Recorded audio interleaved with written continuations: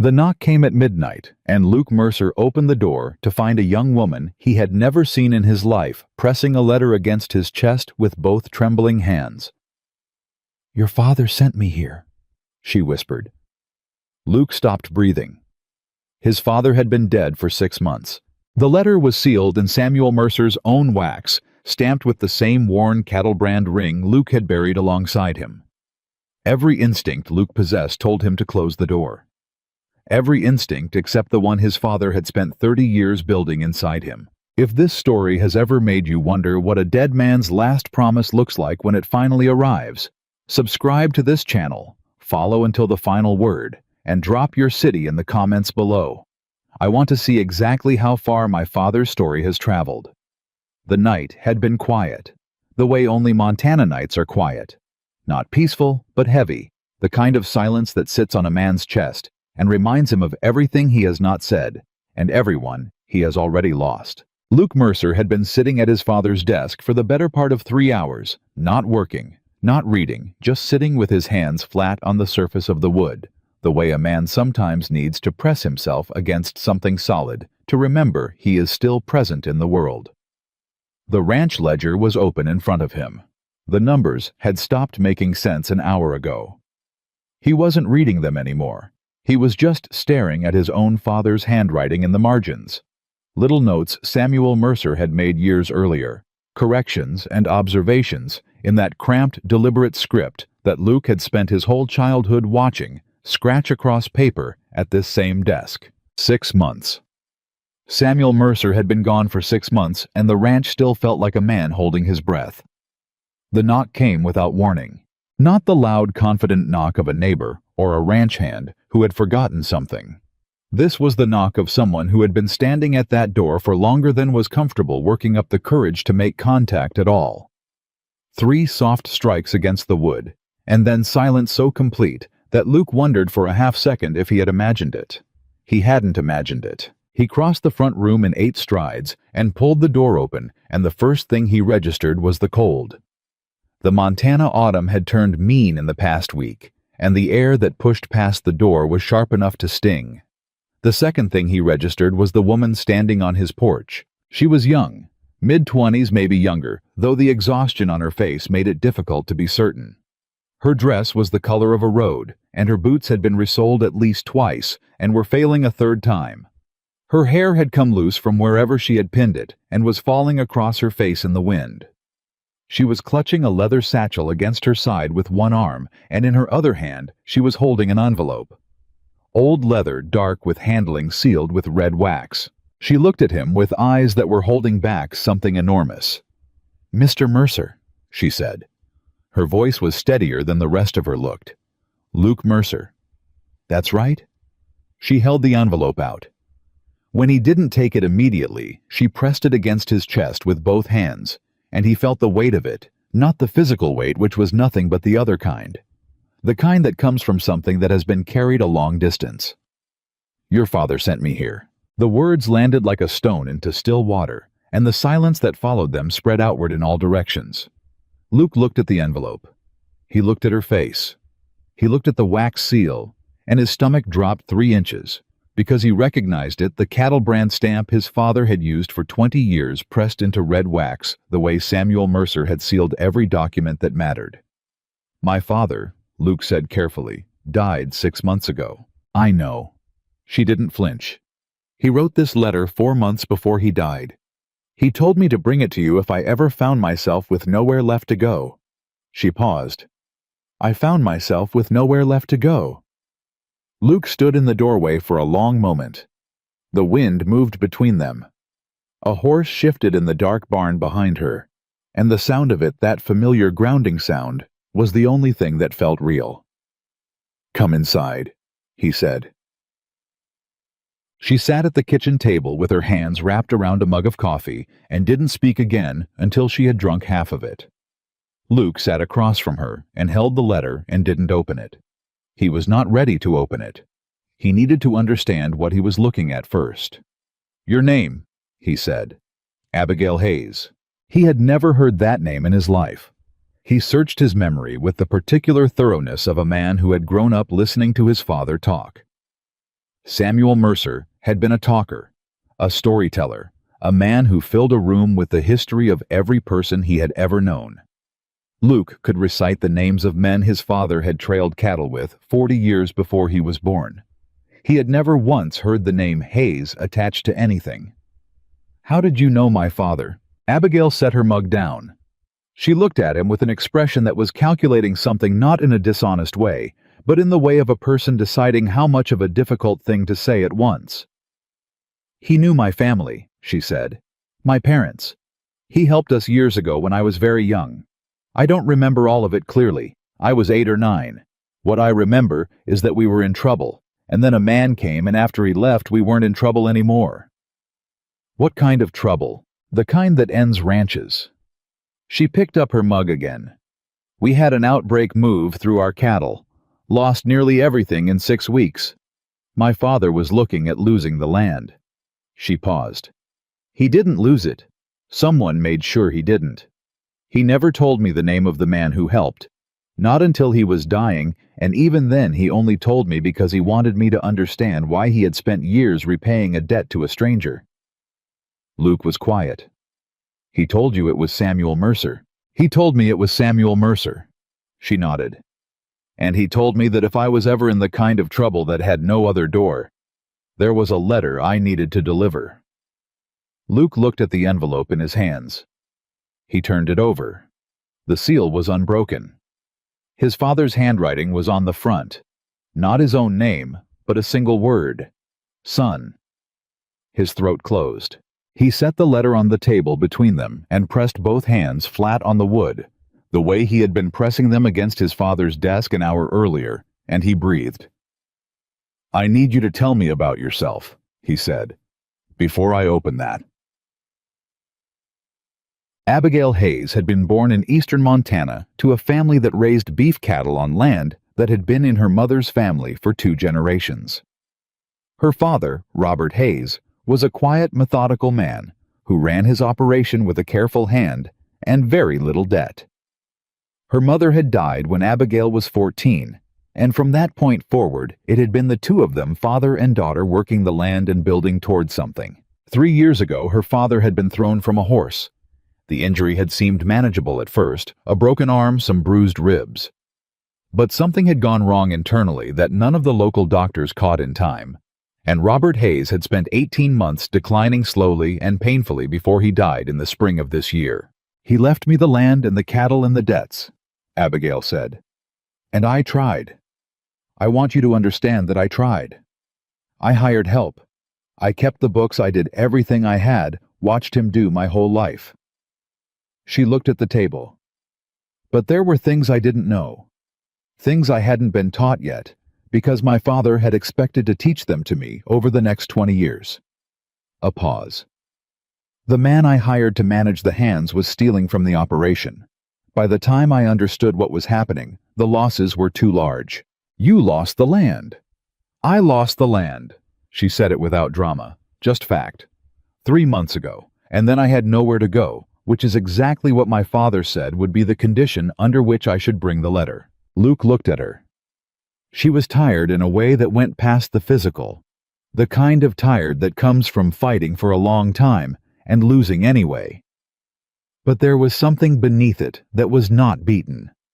He had known enough broken people in his life to recognize the difference between a person who had been hurt and a person who had given up. Abigail Hayes had been hurt. She had not given up. "You traveled here alone." "I took a coach as far as Billings and walked the rest." "You walked from Billings." "I had money for the coach or the horse, not both." She met his eyes directly. "I chose the coach because the terrain between here and there is faster on foot than a slow horse in poor weather." Luke said nothing for a moment. "That's about 40 miles, he said. 37, she said. I measured. He opened the letter alone. He had asked her if she would give him a few minutes, and she had nodded without offense, and taken her coffee to the chair by the window, and Luke had gone to his father's desk, and sat in his father's chair, and broken the wax seal carefully, because it was the last seal of his father's that would ever exist in the world, and he was not ready to destroy it carelessly. The letter was 3 pages in Samuel Mercer's handwriting, close and deliberate, every line pressed firmly into the page, the way his father wrote when something mattered. Luke, if Abigail Hayes has found her way to your door, then Robert Hayes has died, and his daughter has found herself without ground to stand on. I am going to ask you to give her some. I know that is not a small thing to ask. I know you do not know her name, and I know you are wondering why I never told you. I am going to explain as much of it as I can, and I am going to ask you to trust that whatever I cannot explain, I had reasons for. 25 years ago, I made a mistake that cost the Hayes family nearly everything they had. I am not going to explain the full nature of it in this letter, because some things are better spoken than written. What I will tell you is that I have spent 25 years trying to set it right quietly, because the alternative was a conversation I did not have the courage to have. Robert Hayes never knew it was me. He believed his luck had changed. I let him believe that because the truth would have hurt him in a different way than the original damage, and I was not willing to add that weight to his life. But I have thought about his daughter. She is a remarkable young woman, Luke. I have watched her from a distance, the way an old man watches the world when he knows his time in it is ending. She has her father's steadiness and her mother's fire, and she has something neither of them had, a kind of practical intelligence that cuts through nonsense the way a good knife cuts through rope. She does not need charity. She would refuse it. What she needs is a place where that intelligence has room to work. Your ranch needs someone like her more than it needs almost anything else right now, and I think you know that even if you won't say it. I am not asking you to do this for my sake, though. I will admit I am hoping you will. I am asking you to do it because it is right. Because she has earned a fighting chance, and no one has given her one. Trust her son. That is all I am asking. Trust her the way I trusted you with everything I ever built. Your father. Luke sat with the letter for a long time after he finished reading it. The fire in the stove had burned down to coals. Outside, the wind was moving through the pines at the north edge of the property with a sound like running water. He could hear the cattle shifting in the pasture, that low, constant sound that had been the background of his entire life. His father had kept a secret for 25 years. He did not know yet what the secret was. The letter had told him it existed, and promised an explanation that was now impossible to deliver. His father had spent decades quietly fixing something, and now the fix had walked 37 miles through a Montana autumn and knocked on Luke's door at midnight. He folded the letter carefully along its original creases and put it back in the envelope. He went back to the kitchen. Abigail looked up when he came back into the room. She had finished her coffee and was sitting with her hands in her lap, watching the dark window. She did not ask what the letter said. She waited. "My father says you're not looking for charity," Luke said. "I'm not. He says you'd refuse it. He was right about that." Luke pulled out the chair across from her and sat down again. "Then what are you looking for?" She considered this carefully. "Work," she said. "I can keep books. I can manage a household. I understand cattle operations well enough to be useful at the administrative level, though I won't claim to be a rancher. I can cook. I can nurse sick livestock in the early stages before a doctor is needed, and I learn quickly." She paused. "I am not asking for anything I haven't earned. I am asking for the opportunity to earn something. My father seemed to think you were worth the opportunity. Your father was a kind man." "He was a complicated man," Luke said. "Kind and complicated both." Something moved across her face at that recognition, maybe, or something adjacent to it. "Most good people are," she said quietly. Luke looked at her for a long moment. He thought about his father's desk and his father's handwriting and the seal that was now broken in his pocket, and he thought about the 37 miles she had walked because she had chosen the coach over the horse, and he thought about what his father had written. "Trust her the way I trusted you with everything I ever built. You can have the spare room off the kitchen," he said. "It's small, and it's cold at night until the stove warms it up. There are extra blankets in the chest at the foot of the bed." She looked at him steadily. "For how long?" "Until we figure out what comes next," he said. "That's the honest answer. I don't make promises I don't know how to keep." "That's fair," she said. That's more than fair. Dawn. She was up before dawn. Luke came down to find fresh coffee on the stove and a fire already built up, and Abigail at the kitchen table with his ranch ledger open in front of her. She looked up when he came in, and before he could say anything, she said, "I wasn't prying. The ledger was on the desk, and I wanted to see what I was working with." She paused. "You have a problem with your grain supplier." Luke poured himself coffee. "I know I have a problem with my grain supplier. He's been overcharging you for 6 months. The price per hundredweight doesn't match the regional average I've been tracking in my head from what I saw in Billings and along the road." She turned the ledger to face him and pointed to a line. "See this? This is what you paid in April. Look at this." She pointed to another line. "This is what you should have paid based on the notation here about the delivery weight." Luke looked. She was right. He had known the numbers felt wrong. He had not had the time or the energy since his father died to sit with them long enough to prove it. "The discrepancy across 6 months is significant," she said. "Enough to matter." "How did you spot that in—" He looked at the clock on the wall. 20 minutes. "I've been awake since 4, she said. "And I've spent 3 years keeping books for an operation that was trying to survive. You learn to see the wrong numbers faster than the right ones." Luke sat down with his coffee and looked at his ledger and felt something he hadn't felt in 6 months, the specific, uncomfortable sensation of realizing that someone in the room understood something better than he did, and that this was not a problem, but a solution. He hated it and was grateful for it at the same time. "All right," he said. "What else?" Ned. By the end of the first week, Abigail Hayes had reorganized the filing system that Samuel Mercer had maintained for 40 years, and that Luke had failed to maintain for 6 months.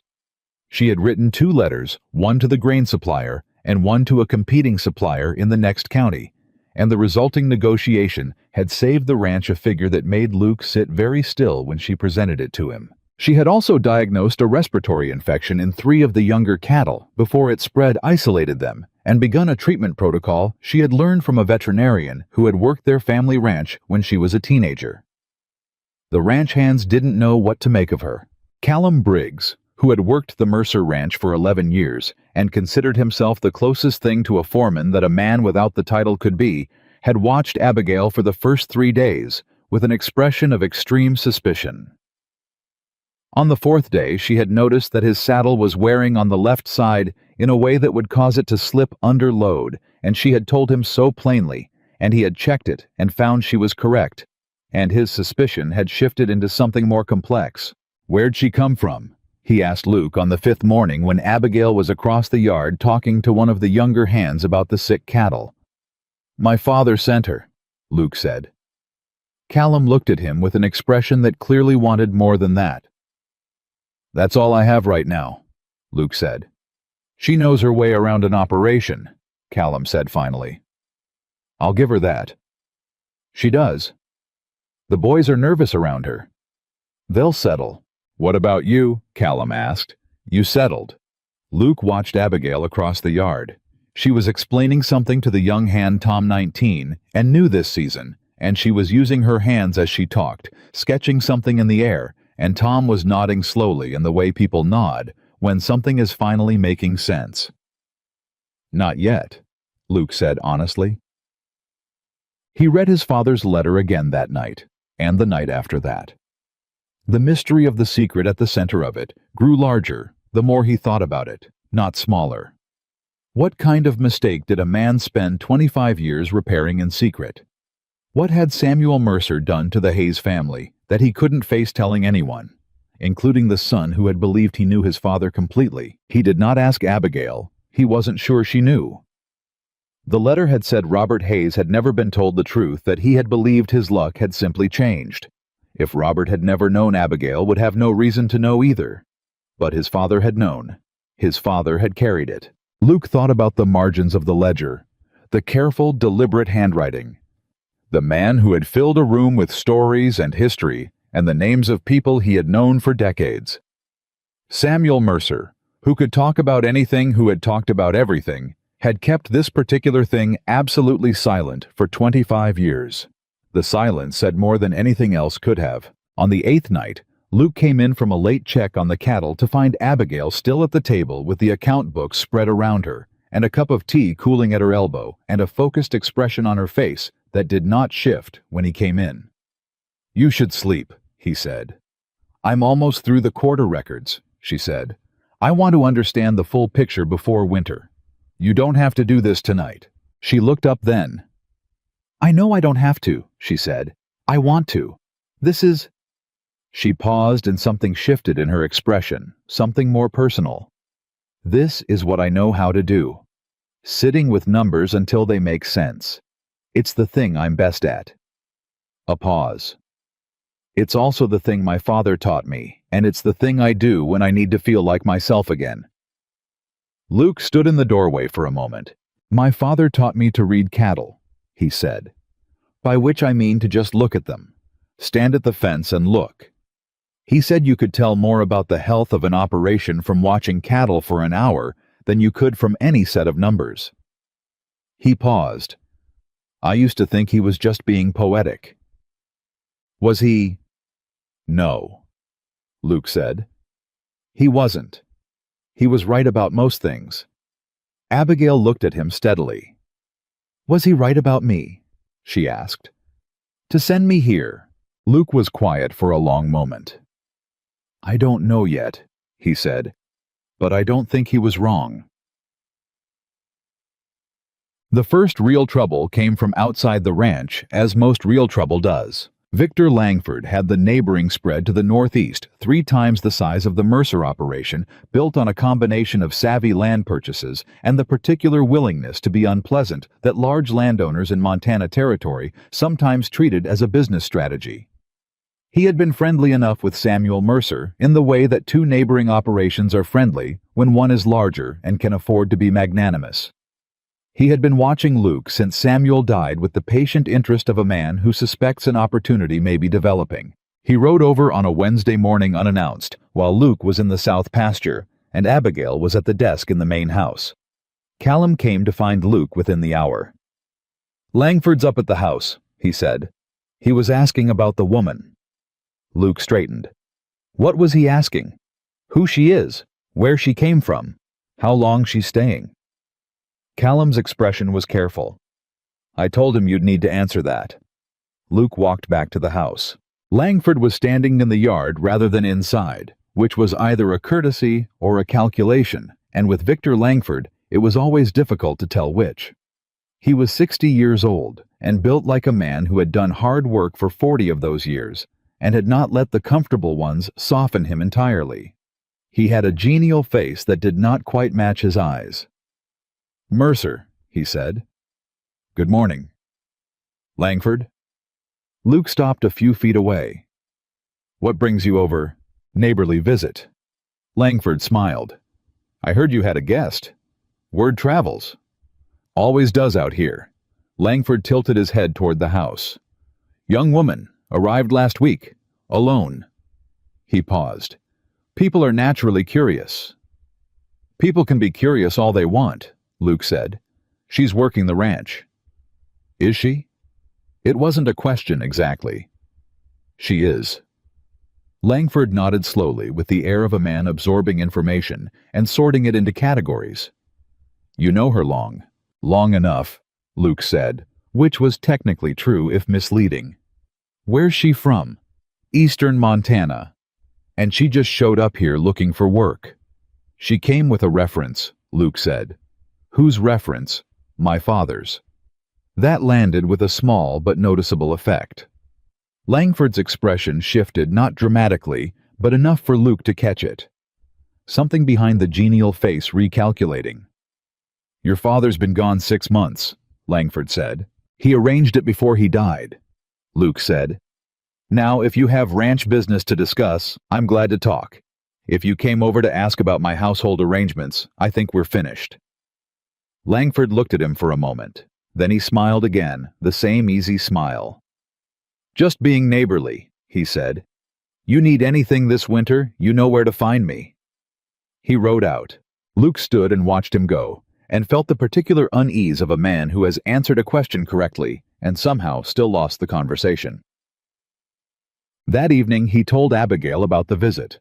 She listened without interrupting. When he finished, she was quiet for a moment. "He'll come back," she said. "Probably. And next time he'll have done more research." She looked at the window. "He'll find out who I am. That I lost my land. That I arrived here alone with nothing, and that I'm living in your house." She turned back to him. "That's a story that can be shaped into whatever a person wants it to be. What kind of story do you think he'll shape it into?" She met his eyes. "The kind where I'm here to take something that isn't mine." Luke said nothing. "I want you to know," she said carefully, "that I understand how this looks. I have understood it from the moment I decided to come here. A young woman, with nothing, arriving at a widower's ranch with a letter from his dead father, is not a story that most people are going to receive charitably." She paused. "I came anyway, because I didn't have another choice, and because your father trusted me enough to give me one. But I want you to know that I understand what I've asked of your reputation, as well as your hospitality." Luke looked at her. He thought about 37 miles on foot. He thought about the Ledger and Callum's saddle, and the sick cattle that weren't sick anymore, and the quiet, deliberate way she moved through the ranch as though she was already measuring what she could contribute, rather than what she could take. "I'll handle Langford," he said. "Luke." She said his name for the first time, and the directness of it stopped him. "He's going to say things. People are going to believe some of them. I need you to be ready for that before it happens, not after. Because after is when it becomes a problem." He looked at her. "All right," he said. "I'm ready." He wasn't entirely, but he had said it, and the act of saying it was its own kind of promise, and Luke Mercer did not make promises he wasn't prepared to keep. Outside, the first snow of the season had begun to fall across the dark Montana Valley light, and exploratory testing the ground for what was coming. Inside, the fire in the stove held steady, and the ledger was open on the table, and somewhere beneath everything that had happened in the past 10 days was the slow, quiet, unmistakable feeling of a house beginning against all odds and against the long, cold weight of grief to wake up. But the waking up was only the beginning, and Luke Mercer, sitting across from a woman his dead father had trusted with his last and most important promise, had no idea. Yet how much of the story was still buried, or how hard it would shake him when it finally came into the light. The snow that had started falling the night Victor Langford rode away did not stop for 3 days. By the time it did, Abigail Hayes had made herself so quietly indispensable to the Mercer Ranch that even Callum Briggs, who had spent 11 years treating this operation as his own private domain, had stopped finding reasons to be in the main house when she was working and started finding reasons to be there instead. It wasn't dramatic. That was the thing Luke kept noticing. There was no moment where Abigail announced herself or demanded recognition. She simply moved through each problem the ranch had, the way water moves through cracks in stone, finding the weakness, applying pressure, and opening the way without any apparent effort. The grain supplier was the first to feel it. His name was Deacon Albright, and he had been overcharging the Mercer operation for 6 months, under the reasonable assumption that a grieving son with a struggling ranch and no head for administrative detail was not going to examine his invoices with any rigor. He had been correct about that assumption until the morning a letter arrived at his office, written in a precise, unfamiliar hand, detailing every discrepancy in his billing across 6 months, cross-referenced against regional pricing data, and concluding with a figure, the exact amount he owed back, followed by a deadline. He arrived at the Mercer Ranch 4 days later, which was 2 days before the deadline, and asked to speak to whoever had written the letter. Luke brought him into the kitchen where Abigail was working, and watched Deacon Albright's face go through several rapid adjustments when he realized the letter had come from a woman sitting at a kitchen table with an account book. "Miss Hayes," Albright said, with the particular tone men use when they are deciding how seriously to take a situation. "Mr. Albright?" Abigail did not look up from the page she was finishing. "Sit down." He sat down. He left 2 hours later, having agreed to repay the full amount and having signed a new contract at corrected rates for the following year. He also left with the expression of a man who had arrived expecting a negotiation and had received an education instead.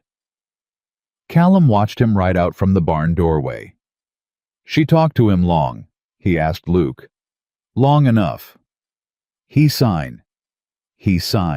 Callum said nothing for a moment. Then, with the careful economy of a man who did not give compliments carelessly, "Your father always said the numbers were what killed him. Said he could run cattle in his sleep, but the paperwork was going to put him in the ground before his time. He wasn't wrong. Seems like she's pretty good at the paperwork." "Seems like," Luke said. Callum looked at him sideways. "You trust her?" Luke was quiet for a moment longer than he intended. "I trust what she's done," he said. "The rest is still being determined." What she had done by the end of the third week was considerable. The account books were not just organized, they were annotated. Abigail had gone back through 5 years of Mercer Ranch financial records and built a picture of the operations patterns that Luke had never had, and his father had kept only in his own head. She had identified 3 separate areas where costs were being absorbed unnecessarily, and 2 where the operation was undercharging for services it provided to neighboring ranches. She had also quietly, and without making it a formal proposal, started teaching Tom, the 19-year-old hand, who had been on the ranch since September, how to track the health indicators of the cattle herd in a systematic way. Tom had no formal education, but he had an instinct for animals and a willingness to learn that Abigail had spotted faster than Luke had, and within 2 weeks, Tom was catching early warning signs in the herd that would previously have gone unnoticed until they became expensive. "How'd you know he'd be good at that?" Luke asked her one evening. "He listens," she said. "Most people watch when you're teaching them something. He listens. You can tell by where his eyes go, not at you at the thing you're describing. He's seeing it in his head while you talk." She paused. "That's the kind of mind that retains things." Luke thought about that. "My father used to say something like that. Different words." "What did he say?" "He said you could tell more about a man's future from watching what he pays attention to than from anything he tells you about himself." Abigail was quiet for a moment. "He sounds like he was a careful observer," she said. "He was," Luke said. "About everything. He almost said, except the things he kept hidden. He didn't." The first real fracture happened on a Thursday 3.5 weeks after Abigail's arrival. It came from town, carried in by young Tom, who had ridden in for supplies, and come back with a look on his face that said he had heard something he didn't know how to deliver. Luke found him in the barn moving around a task with too much concentration for what the task actually required. "Tom." Tom stopped. "Boss?" "What happened in town?" Tom looked at him, then at the ground, then at him again. "People are talking," he said, "about Miss Hayes." "What are they saying?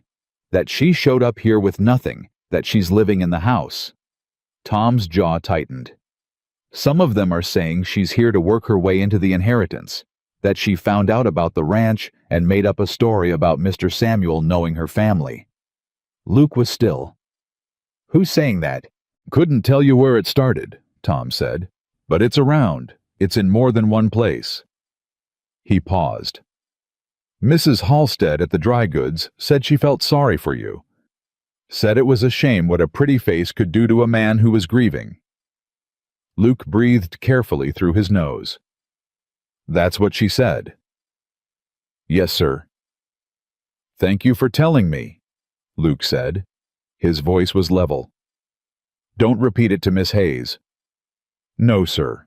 He walked back to the house with the specific, controlled fury of a man who knows that expressing his anger will only confirm what the town already believes it knows. He didn't tell Abigail. She found out anyway because Abigail Hayes had spent her life in small Montana communities and understood exactly how fast information moved through them. She came to him 2 days later in the late afternoon while he was reviewing the new supply contracts she had drafted. "You know what they're saying in town?" she said. It was not a question.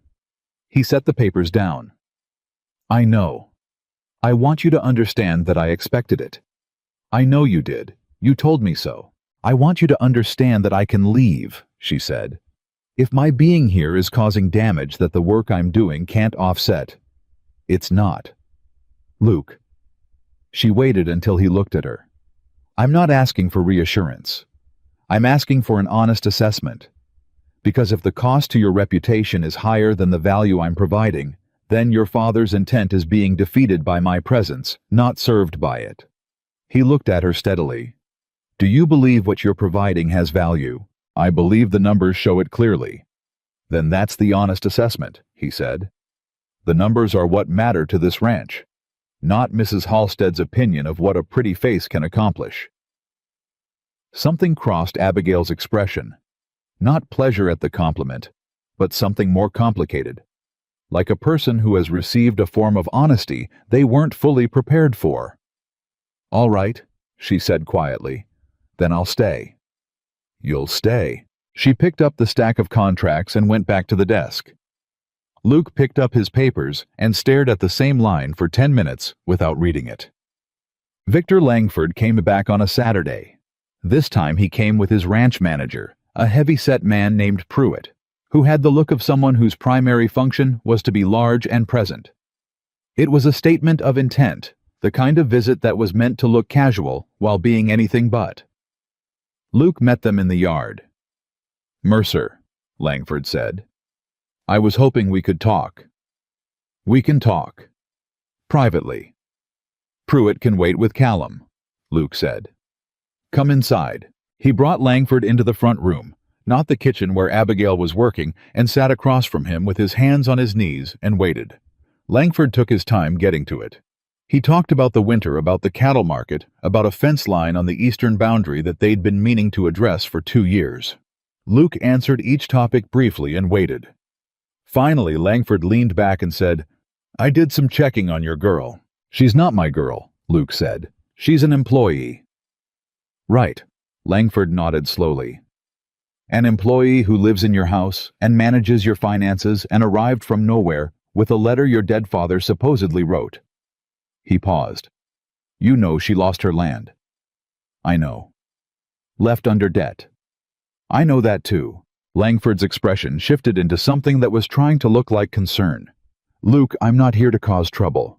I'm here because I knew your father and I'd feel wrong about not saying something. He paused again. A young woman with nothing and nowhere to go showing up with a convenient story about a dead man's promise that's a pattern that's been used before. Usually ends with someone losing something they can't get back. Luke looked at him. Victor, he said carefully. My father's handwriting is in that letter. I have been reading my father's handwriting my entire life. I know it the way I know my own voice. He paused. If you came here to suggest to me that Abigail Hayes forged a dead man's letter, I'd like you to say that clearly, so I know exactly what you're suggesting. Langford held up a hand. I'm not saying that. Then what are you saying? I'm saying that even if the letter is genuine, the situation it's created is irregular. He chose the word carefully. A young woman in a widower's house. People talk. People are already talking, I'm aware. It could damage you. Come spring when you're trying to negotiate grazing rights, when you're talking to the bank about the operational loan reputation matters. It does, Luke agreed. I could help, Langford said. If she were to move on, find another situation somewhere, I could help smooth things over. I have relationships in this county. What people are saying now doesn't have to follow you. Luke looked at him for a long, quiet moment. He thought about the grain supplier sitting at this kitchen table signing a corrected contract. He thought about 3 sick cattle that were now healthy. He thought about Tom, who was learning to see things he hadn't known existed 3 weeks ago. He thought about his father's ledger margins and 5 years of financial patterns assembled into a picture that was finally making sense. Victor, he said, I appreciate the neighborly concern. He stood up. But I think we're finished here. Langford did not look pleased when he left. Pruitt followed him out with the heavy-footed patience of someone accustomed to waiting for outcomes he didn't influence. Luke watched them ride out and then stood for a moment with his hand on the doorframe. Callum appeared beside him. What did he want? To help, Luke said dryly. Callum snorted. He wants the land, Luke said. He's been watching this operation since my father died, and he wants to see if it fails. And if you run the woman off, it's more likely to fail. Luke looked at him. I've been running books on this ranch for 11 years, Callum said mildly. I know what the numbers looked like before she got here and what they look like now. Langford's smarter than he acts. He'd know that too. Luke thought about that for a moment. So keeping her here is good for the ranch, he said. Keeping her here, Callum said, is the best decision you've made since you let me hire Tom. That night, Abigail found an error in the cattle registry that had been compounding for 3 years. She came to Luke with the registry open and a piece of paper where she had done the calculation 3 times to be sure, and she set it on the table in front of him without preamble. Your branded count is off, she said, by 14 head. Luke stared at the paper. Off how? Off in the registry. Your actual count based on the pasture logs Callum keeps is higher than what's recorded officially. She sat down. That means either there's been a recording error for 3 years or cattle that should have been registered weren't, Luke said slowly. Or cattle that were registered were sold off the books and replaced with unregistered animals, and no one noticed because the pasture count stayed approximately the same. She paused. I'm not accusing anyone. I'm telling you what the numbers suggest. Luke was very still. Who had access to the registry? Anyone who worked the ranch in the past 3 years, she said carefully. I'm not in a position to narrow it further without more information than I have. But someone has been. The numbers suggest it, yes. Luke stood up. He walked to the window. He stood there long enough that Abigail behind him did not speak. She understood that silence sometimes needed room. My father didn't catch it, he said finally. Your father was ill the last 2 of those 3 years, she said quietly. The registry records from that period are in a different hand, not his. She paused. Luke, this isn't a reflection on him. He turned around. Whose handwriting? She looked at him steadily. You'd know better than I would. He crossed the room and looked at the registry page she had marked. He looked at the handwriting. He knew it. He had seen it on delivery receipts and supply orders, and 100 different ranch documents over the past decade. He knew it the way you know handwriting you've seen every day for years without ever examining it closely. His stomach dropped. I need to talk to Callum, he said. Luke? Abigail's hand touched his arm, brief, firm, immediately withdrawn. Be careful. You're about to accuse a man who has worked here 11 years. If you're wrong, you won't recover it. If you're right, you need to be certain before you speak. He looked at her hand already gone from his arm. What would you do? He asked. I would count the cattle, she said. Physically, methodically, one by one. I would reconcile the physical count against the registry and the pasture logs. I would do it myself without telling anyone why, and I would have the number in my hand before I said a word to anyone. She paused. Give me 2 days. You'll count 1,500 head of cattle in 2 days. I'll count what we need to count to prove the discrepancy, she said. It won't take the whole herd. Give me 2 days. He gave her 2 days. She took one. She came to him on the second morning with a final number written cleanly on a single piece of paper and set it in front of him. The discrepancy was not 14 head. It was 22. And attached to the paper was a second sheet, a timeline she had constructed from the pasture logs and the registry entries and the dated supply receipts that showed exactly when each discrepancy had occurred. 3 of them fell in a 2-week window when Luke had been away from the ranch for his father's final weeks in a Billings hospital. Luke sat with the papers for a long time. Callum knew I was gone, he said. Everyone did, Abigail said. That doesn't mean Callum did this. The handwriting. The handwriting is consistent with Callum's. That's all I can tell you. Consistent with is not proof. Luke looked up at her. But you think it's him? She held his gaze. I think the evidence points in his direction. I also think you need more than what I've given you before you do anything irreversible." She paused. "There is one more thing you could look at." "What?" "The accounts Callum maintains separately from yours. He keeps a personal ledger. I've seen it on his desk in the foreman's quarters. I haven't looked at it. I wouldn't without your direction." Luke was quiet. "Are you asking me to direct you to look at it?" "I'm telling you it exists," she said simply. "What you do with that information is your decision." He stood. He sat back down. He ran his hand across his jaw and stared at the table. "My father trusted him," he said. "I know. 11 years. I know. If this is real—" He stopped. "If this is real, my father's operation was being stolen from him while he was dying, while he was in a hospital bed and couldn't see what was happening to what he'd spent his life building." The words came out with more force than he'd intended. The grief at the center of them was raw and immediate, and had nothing to do with 22 missing cattle. Abigail did not look away from him. "Then we find out if it's real," she said. "And if it is, we fix it. That's what your father would have done." "You didn't know my father." "No," she said.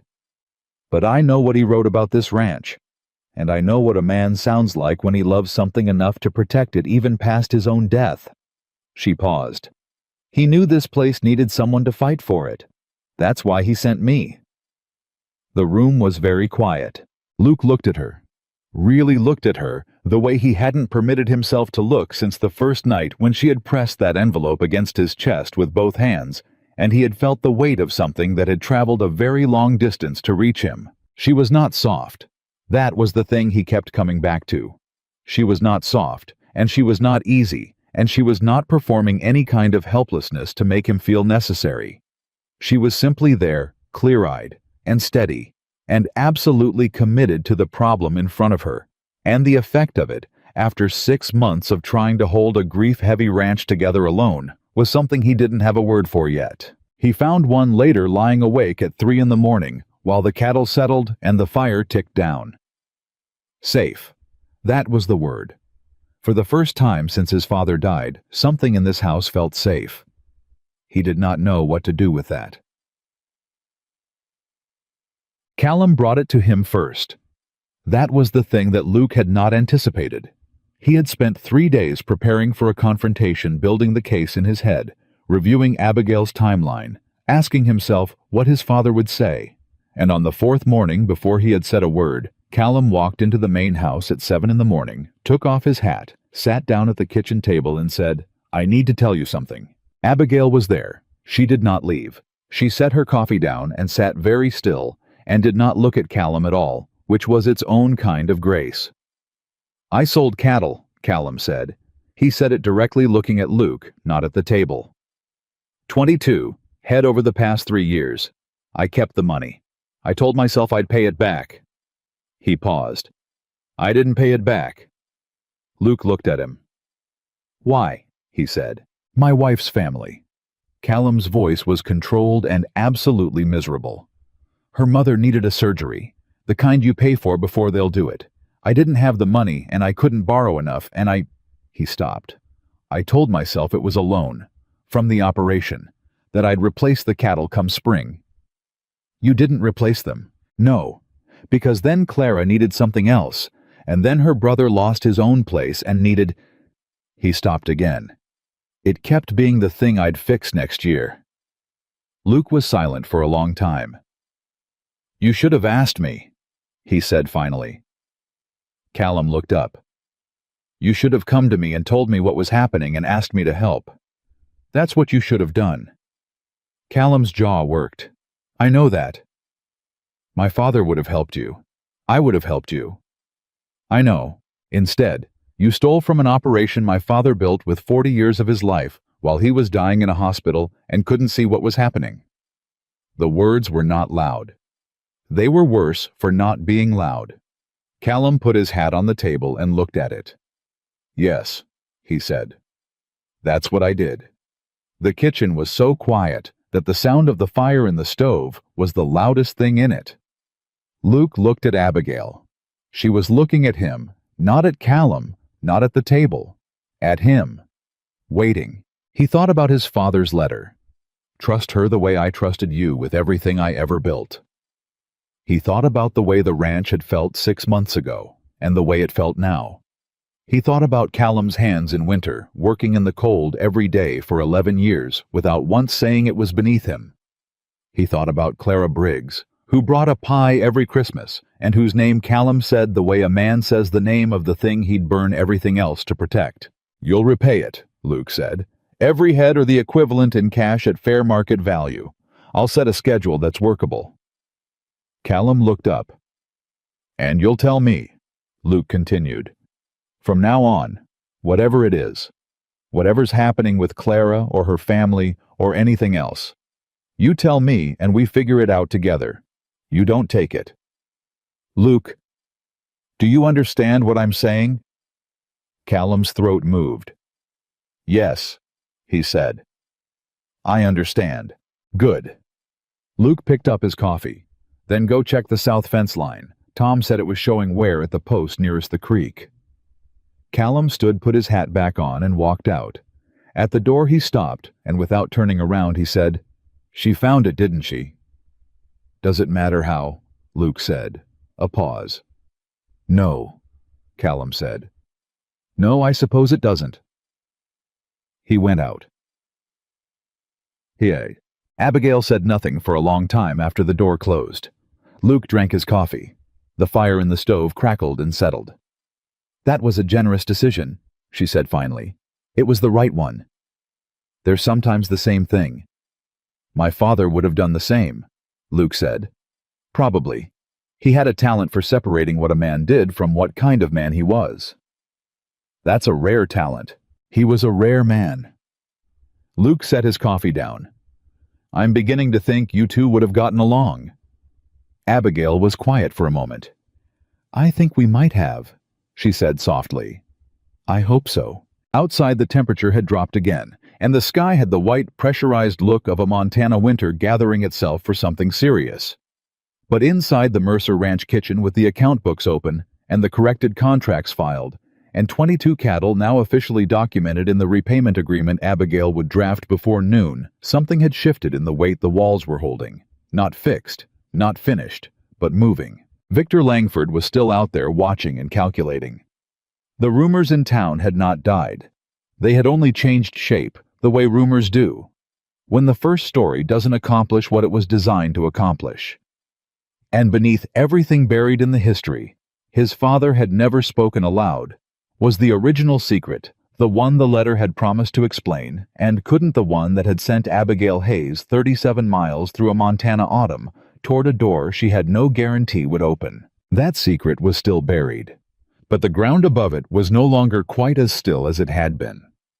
And somewhere in the neighboring spread to the northeast, Victor Langford had gotten hold of something. Luke didn't know what yet. But a man like Langford didn't ride over twice out of neighborly concern.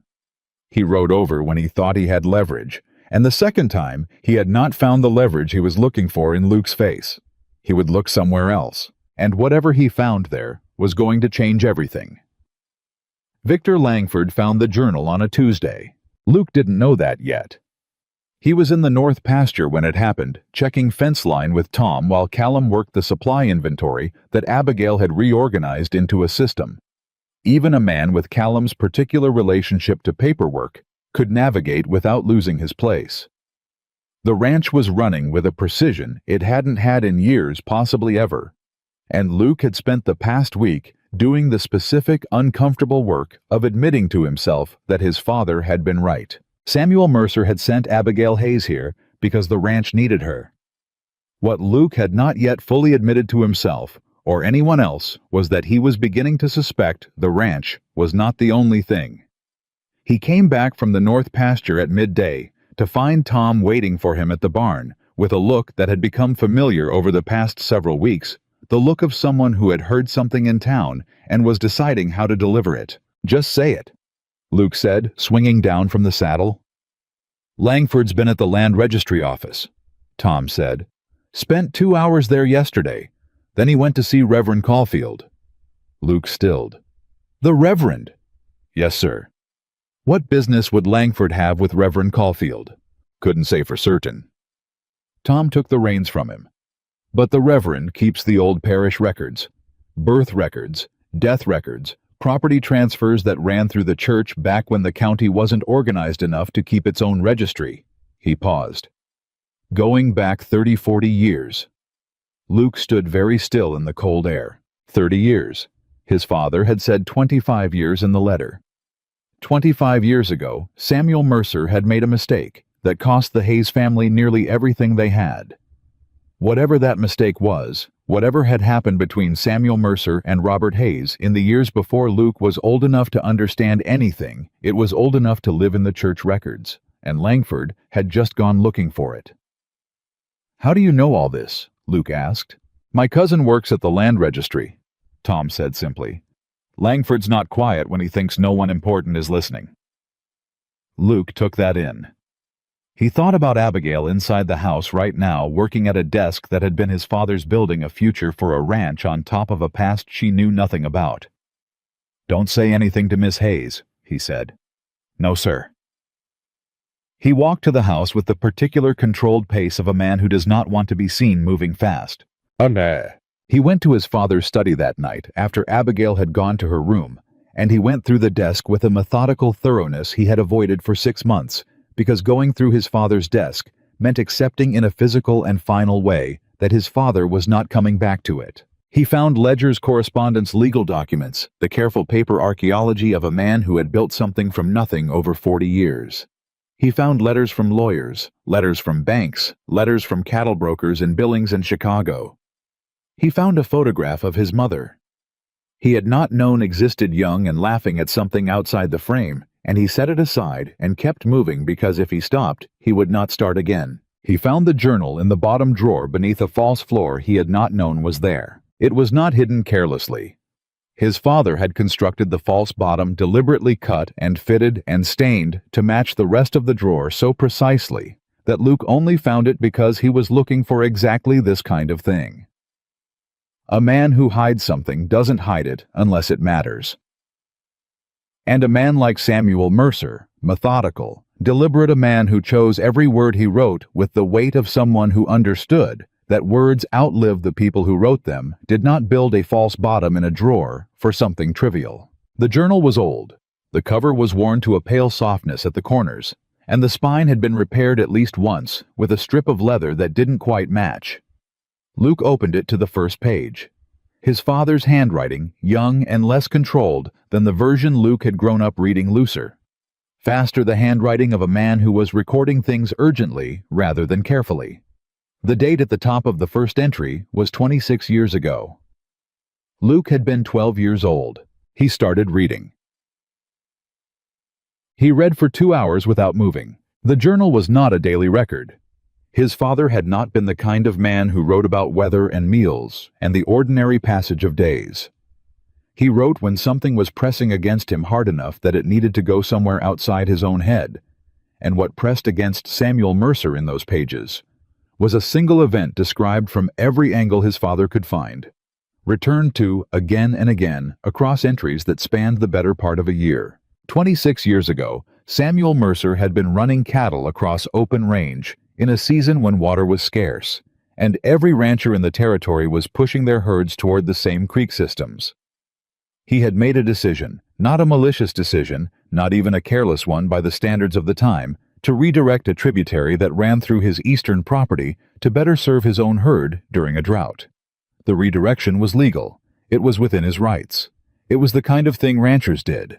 What he had not fully understood was how far downstream the effects would travel. Robert Hayes's ranch sat 4 miles to the east. The tributary before Samuel's redirection had fed a secondary water source that Hayes depended on for the eastern third of his operation. When that source dried up, not overnight, but over the course of a summer, gradually enough that by the time Hayes understood what was happening, the damage was already done. The results were catastrophic. Hayes lost 2/3 of his eastern herd to dehydration and the secondary infections that followed. The cattle he had planned to sell that autumn to pay his land note were gone. The note came due. He could not pay it. Samuel had not known. That was what the early journal entries showed: a man genuinely unaware of what his legal, reasonable decision had caused 4 miles downstream.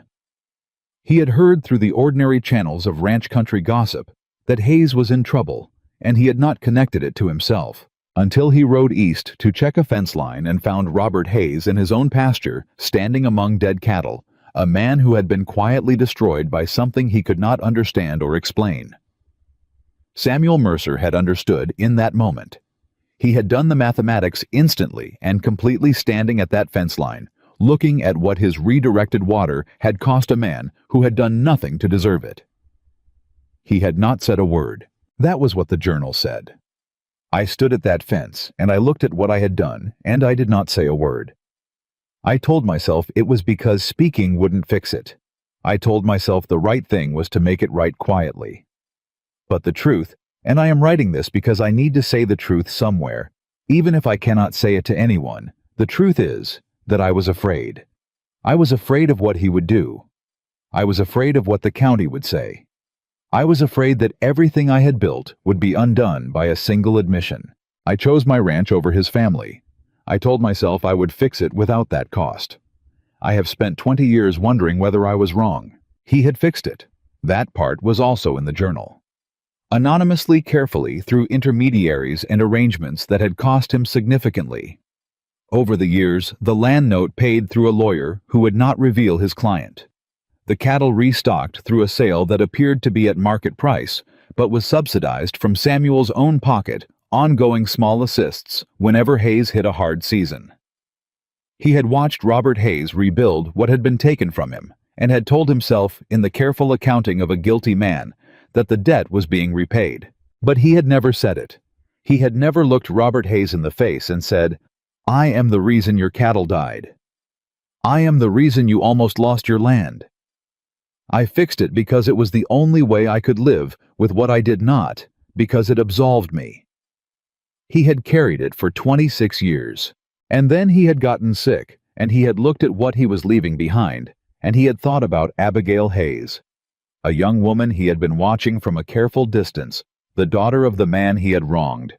And he had written a letter, and sealed it, and told her to bring it to his son, if she ever had nowhere else to go. The last entry in the journal was dated 4 months before Samuel Mercer died. I have made arrangements for Abigail. I have not told her everything. I could not find the way to say it. But Luke will find this journal because I know my son.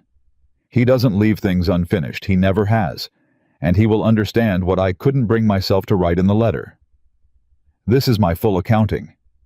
Not a confession, because the man I wronged is dead, and my confession would only burden the living. This is an explanation. For Luke, who deserved better than a father who kept secrets. And for Abigail, who deserved better than a life shaped by consequences she never knew were coming. I loved Robert Hayes the way you love someone you've wronged beyond fixing. I never told him. I never told anyone. That is my great failure. All the rest, the ranch, the cattle, the years of work, those I managed well enough. But this I failed. I am sorry, son, for what I did, for not telling you sooner, for asking you to carry this now that I no longer can.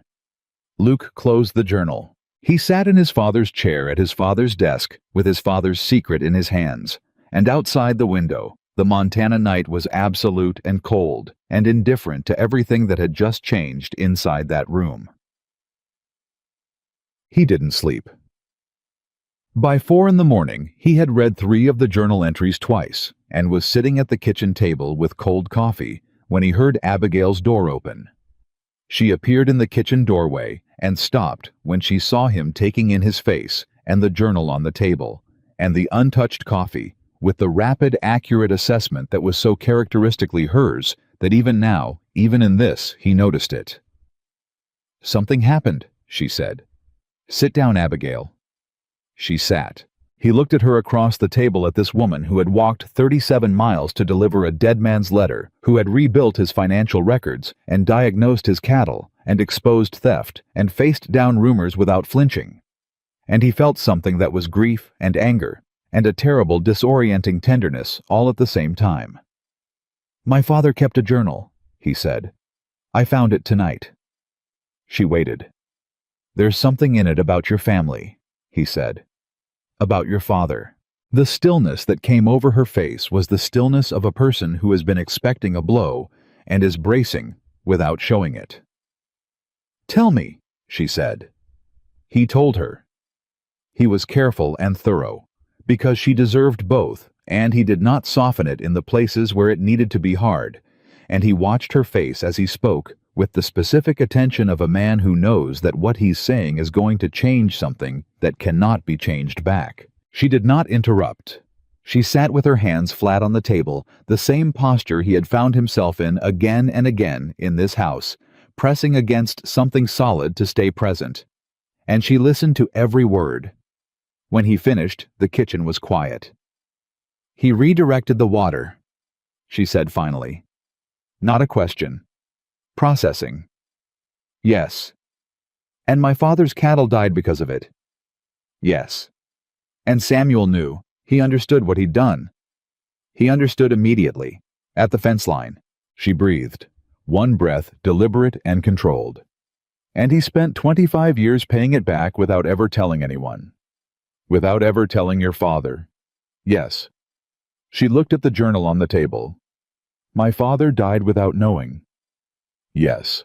He spent his whole life grateful to a man whose name he didn't know," she said. "A man he thought had simply been kind, who he thought had done it out of generosity." She paused. "He talked about that stranger until the day he died. He said it was proof that the world had more good in it than it showed on the surface." Another pause longer. "He based his whole faith in people on a man who was actually trying to erase a debt." Luke said nothing. There was nothing to say to that. "Did your father love my father?" she asked. The question was strange and direct and completely sincere. "I think he did," Luke said slowly. "In the way the journal describes it, yes. He watched your family. He cared what happened to you. He made sure the damage he caused was repaired every time it threatened to resurface." He paused. "Whether that's love or guilt is a question I don't know how to answer." "It can be both," she said quietly. "Yes. It can." She sat with that for a long time. Luke let her. The fire in the stove needed feeding, and he didn't move to feed it. Some moments required staying in them. "He sent me here," she said finally, "knowing I'd find out eventually." "I think he sent you here and left the journal so that I would find it and tell you because he couldn't find a way to write it in the letter." Luke's voice was careful. He was trying to be honest without being there to absorb the consequences of the honesty. "That's a coward's honesty," she said. "Yes," Luke agreed. "It is." She looked at him then. "You're not defending him. He was my father, and I loved him. That doesn't make what he did right." He held her gaze. "He built something good out of a wrong he committed. He provided for your family across 25 years in ways your father never knew. He made sure you had somewhere to go when you had nothing left." He paused. "And he did all of it while being afraid, which doesn't make it noble. It just makes it human." Abigail was quiet for a very long time. Then she said, "I need some air." And she stood and went to the door and went outside into the Montana dark, and Luke sat at the table and let her go, because she was entitled to whatever she needed to do with this, and none of it was his to manage. She was outside for 20 minutes. When she came back in, her eyes were red, but her face was composed. She sat back down at the table. She picked up her coffee mug, found it empty, and set it back down. "I'm not leaving," she said. Luke looked up. "I want to be clear about that before anything else." Her voice was steady. "What I just learned changes the history. It doesn't change what's here. This ranch is real. What I've done here is real. What your father gave both our families damaged and complicated as it was is real." She paused. "I'm not leaving." "I didn't ask you to." "No, but you were thinking about whether you should ask me to." He had been. He admitted it without speaking, which she read the way she read everything accurately. "Why would I ask you to leave?" he said. "Because the reason I'm here is more complicated than either of us knew." Because your father sent me as an act of guilt as much as generosity. Because some people, when they find out the foundation of something was built on a fault line, prefer to walk away from the whole structure rather than repair it. She looked at him levelly. You're not that kind of person, but I wanted to name it anyway. You're right that I'm not that kind of person, he said. I know. How do you know? Because of Callum, she said. What you did with Callum is how I know. A man who is going to walk away from a compromised foundation doesn't give an 11-year employee a repayment schedule and tell him to come to you next time. She paused. You're your father's son. All the best parts of him. Luke felt that land somewhere it shouldn't. Somewhere he hadn't been letting things land. And the rest, he said. The parts that kept secrets for 25 years. I don't see those in you, she said. I see a man who couldn't even keep the grain suppliers overcharging secret once I showed him the numbers. Despite everything, despite the cold kitchen and the unread journal and the grief that had cracked open again, he almost smiled. That's a low bar, he said. It's a real one, she said. Langford moved 3 days later. He came into town on a Friday morning and called an informal meeting at the feed store, the kind of informal meeting that functions as a formal announcement when a man with Langford's resources and reach is the one convening it. He brought two things: a copy of a document from the church records and a carefully constructed version of what it meant. Luke heard about it from Tom by noon. He's telling people your father caused the Hayes family's losses 20-some years ago, Tom said.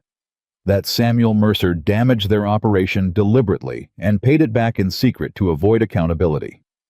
Deliberately, Luke said. That's the word he used. He has a document, a water rights record from the church registry, shows the redirection your father filed. Tom paused.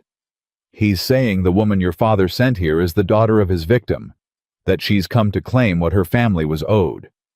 Luke was still. What are people saying? Mixed. Tom looked uncomfortable. Some of them are saying it makes the woman look better, not worse, like she's owed something. Some of them are saying it proves she came here with an angle. And some of them... He stopped. Some of them, what? Some of them are saying your father was a fraud, that his whole reputation was built on top of what he did to that family. The anger that moved through Luke at that was specific and clean and cold. Not the hot, expansive anger of a man who doesn't know what he's feeling. The precise, narrow anger of a man who knows exactly what has been said and exactly why it's wrong. Where is Langford now? He said. Rode back to his place after the meeting. Good. Luke turned. Where's Abigail? Main house. She doesn't know yet. She will, Luke said, before someone else tells her. He told her directly the way she had told him things clearly, without softening the edges that needed to stay hard. She listened with that particular stillness of hers, and when he finished, she said, deliberately. That's the word he chose. He doesn't have evidence of intent. He has evidence of action. I know. What he's doing is taking a fact and building a story around it that serves his purposes. She paused. The fact is true. The story is a lie. Yes. She stood up. She walked to the window and stood with her back to him for a moment, and he watched her shoulders and the set of her spine and understood that she was working through something rather than breaking under something. There was a difference, and he had learned to read it. He wants the ranch, she said. Yes. If your father's reputation is destroyed, the support you have in this county erodes. The bank relationships, the grazing agreements, the informal networks your family has built for 40 years, they all depend on how Samuel Mercer is remembered. She turned around. And if I'm characterized as someone who came here to claim what my family was owed, then my presence here validates the narrative that you're being manipulated. She paused. He's very smart. He is. What are you going to do? Luke looked at her. What are we going to do? He said. That's the question. She held his gaze for a moment, and something in her face shifted not dramatically, but in the way of a person recognizing that a pronoun has changed and understanding what the change means. "All right," she said. "What are we going to do?" They went to see Reverend Caulfield. Luke had known the Reverend since childhood, a small, precise man who had married his parents and buried his mother, and who treated information with the particular care of someone who understood that words spoken from a position of authority had consequences. He received Luke and Abigail in his office on Saturday morning and listened to what Luke had to say without interrupting. When Luke finished, the Reverend looked at Abigail. "You're Robert Hayes's daughter," he said. "I am. I knew your father, not well, but I knew him." He paused. "He was a good man." "He was," she said. "And you knew none of this, about Samuel Mercer's involvement." "Not until 2 days ago." The Reverend looked at his desk. "Victor Langford came here on a Tuesday," he said. "He asked to see the water rights records. I had no legal grounds to refuse him." He looked up. "I want you to know that I did not offer him interpretation. I gave him the record and nothing else." "I know," Luke said. "He provided his own interpretation.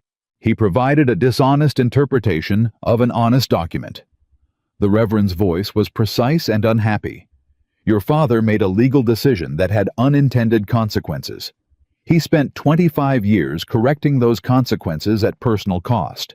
That is not the biography of a fraudulent man. That is the biography of a man who made a mistake and spent the rest of his life trying to be worthy of it." "Can you say that?" Luke asked. "Publicly, in the way that matters in this county." The Reverend looked at him for a long moment. "I can say what I know," he said. "What I know is that Samuel Mercer made anonymous contributions to the Hayes family that I was asked to facilitate on 2 separate occasions. I know because he came to me for help with the arrangements, and he asked for my confidence, which I have kept until this moment." He paused. "I kept his secret because he asked me to. I will not keep it any longer if it is being used to damage him." Luke felt something release in his chest that had been tight for 3 days. "Thank you," he said. The Reverend looked at Abigail.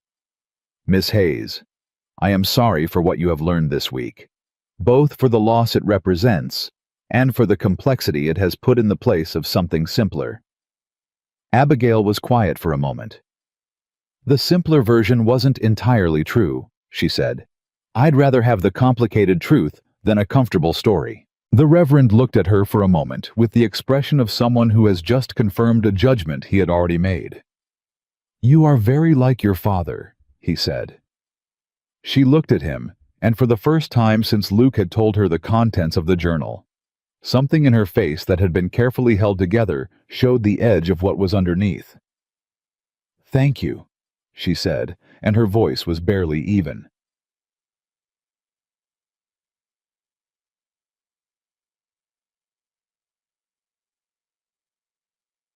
The following Wednesday, Victor Langford received a visit. Not from Luke. Luke had considered it and decided against it, because a confrontation between 2 men with competing claims to a county's regard would only produce theater, and theater was what Langford wanted. Instead, Langford received a visit from Reverend Caulfield, who arrived at the Langford spread on Wednesday morning and sat across from Victor Langford in his front room, and said quietly and specifically what he intended to say publicly if Langford continued his current course. Luke didn't know exactly what was said. He knew the outcome by Thursday. The version of events circulating in town had begun to shift. Not completely, not quickly, but the word deliberately had been quietly withdrawn from Langford's account of things, replaced by unintentionally, and the story had moved from fraud to mistake, which was the truth, which was enough. It was not a victory. It was a correction. Luke understood the difference. What he did not understand, could not have predicted, was what happened that same Thursday evening. He was coming in from the barn when he heard voices from the kitchen. Not alarming voices, but voices when he had expected silence, Abigail's and another one he didn't immediately place. He came into the kitchen to find Abigail sitting across from a woman he recognized after a moment as Ellen Pruitt, wife of Langford's ranch manager. She was a small, sharp-faced woman in her 50s who Luke had encountered perhaps 3 times in his life at county events. She was sitting at his kitchen table with her hands wrapped around a cup of tea, and she was speaking in a low, rapid voice that stopped when Luke came in. Both women looked at him. "Mr. Mercer," Ellen Pruitt said. She had the posture of a person who has done something she wasn't sure she should have done and is committed to it anyway. "Mrs. Pruitt," he said. "I came to speak to Miss Hayes," she said. "I hope that's not an imposition." Luke looked at Abigail. "Sit down," Abigail said to him. "She has something you need to hear." He sat. Ellen Pruitt looked at the table, and then at him, and then at Abigail, and then she said, "My husband works for Victor Langford. He does his job, and he does it well, and I'm not here to speak against him." She paused. "But I know what Victor has been doing these past weeks, and I know why. And there's a part of it that I think you don't know yet." "Tell me," Luke said. "Victor Langford has been in correspondence with your bank," she said. "He has been suggesting to the bank manager that the Mercer Ranch is operating under circumstances that represent a financial risk, a disputed legacy claim, potential legal challenges from the Hayes family, reputational damage to the operation." She looked at him steadily. "He has been building a case that the ranch is a poor credit risk, so that when your operational loan comes up for renewal in spring, the bank will decline it." The kitchen was absolutely quiet. "If the bank declines the loan," Luke said slowly, "you can't make it through the next cattle year without it," she said. "Not at the scale you're operating. You'd have to sell off significant acreage to cover operating costs." "And Langford would buy it," Abigail said. Her voice was flat and clean as a blade. "He's already drafted a purchase offer," Ellen Pruitt said. "I've seen the document on his desk." Luke sat with that for a moment. The full architecture of it assembled itself in his mind with a clarity that was almost admirable. Langford had identified the point of maximum pressure and been working toward it methodically since the first morning he'd ridden over. The rumors, the church records, the version of Samuel's history he'd been spreading, none of it had been about reputation. It had all been about the bank. "Why are you telling us this?" Abigail asked. She was not unkind, she was direct. Ellen Pruitt looked at her hands. "Because my husband knows what Victor has been doing and hasn't stopped it," she said. "And I've been a part of things that were wrong before by not speaking. I don't intend to do it again." She paused. "And because what I heard about your father, about what Samuel Mercer did, and what he spent 25 years doing to fix it." She looked at Abigail. "My own family had a hard season once, a long time ago. Someone helped us, and we never knew who. I've always thought about that." She stopped. "I don't know if it was Samuel Mercer, but it might have been." Abigail looked at her for a long moment. "Thank you," she said, "for coming." Ellen Pruitt stood, nodded, and went to the door. She paused with her hand on the frame. "Miss Hayes," she said, "whatever they're saying in town, I think you should stay." Then she was gone. In the quiet, she left behind Luke, and Abigail sat across from each other at the kitchen table, where everything in the past 3 weeks had been decided, and looked at the shape of what they were facing. "The bank," he said. "We have until spring," she said. "That's enough time." "To do what?" "To make the numbers so strong that no characterization Langford offers is going to outweigh them." She was already thinking he could see it, that rapid, organized precision moving behind her eyes. "Your cattle inventory, properly documented and registered, is an asset the bank will weigh. The corrected supplier contracts represent ongoing savings. The operational efficiencies from the past month projected forward." She paused. "I can build a loan renewal case that makes this ranch look like the best credit risk in the county. I've done it before for an operation that was actually failing. I can certainly do it for one that is genuinely recovering. You can do that."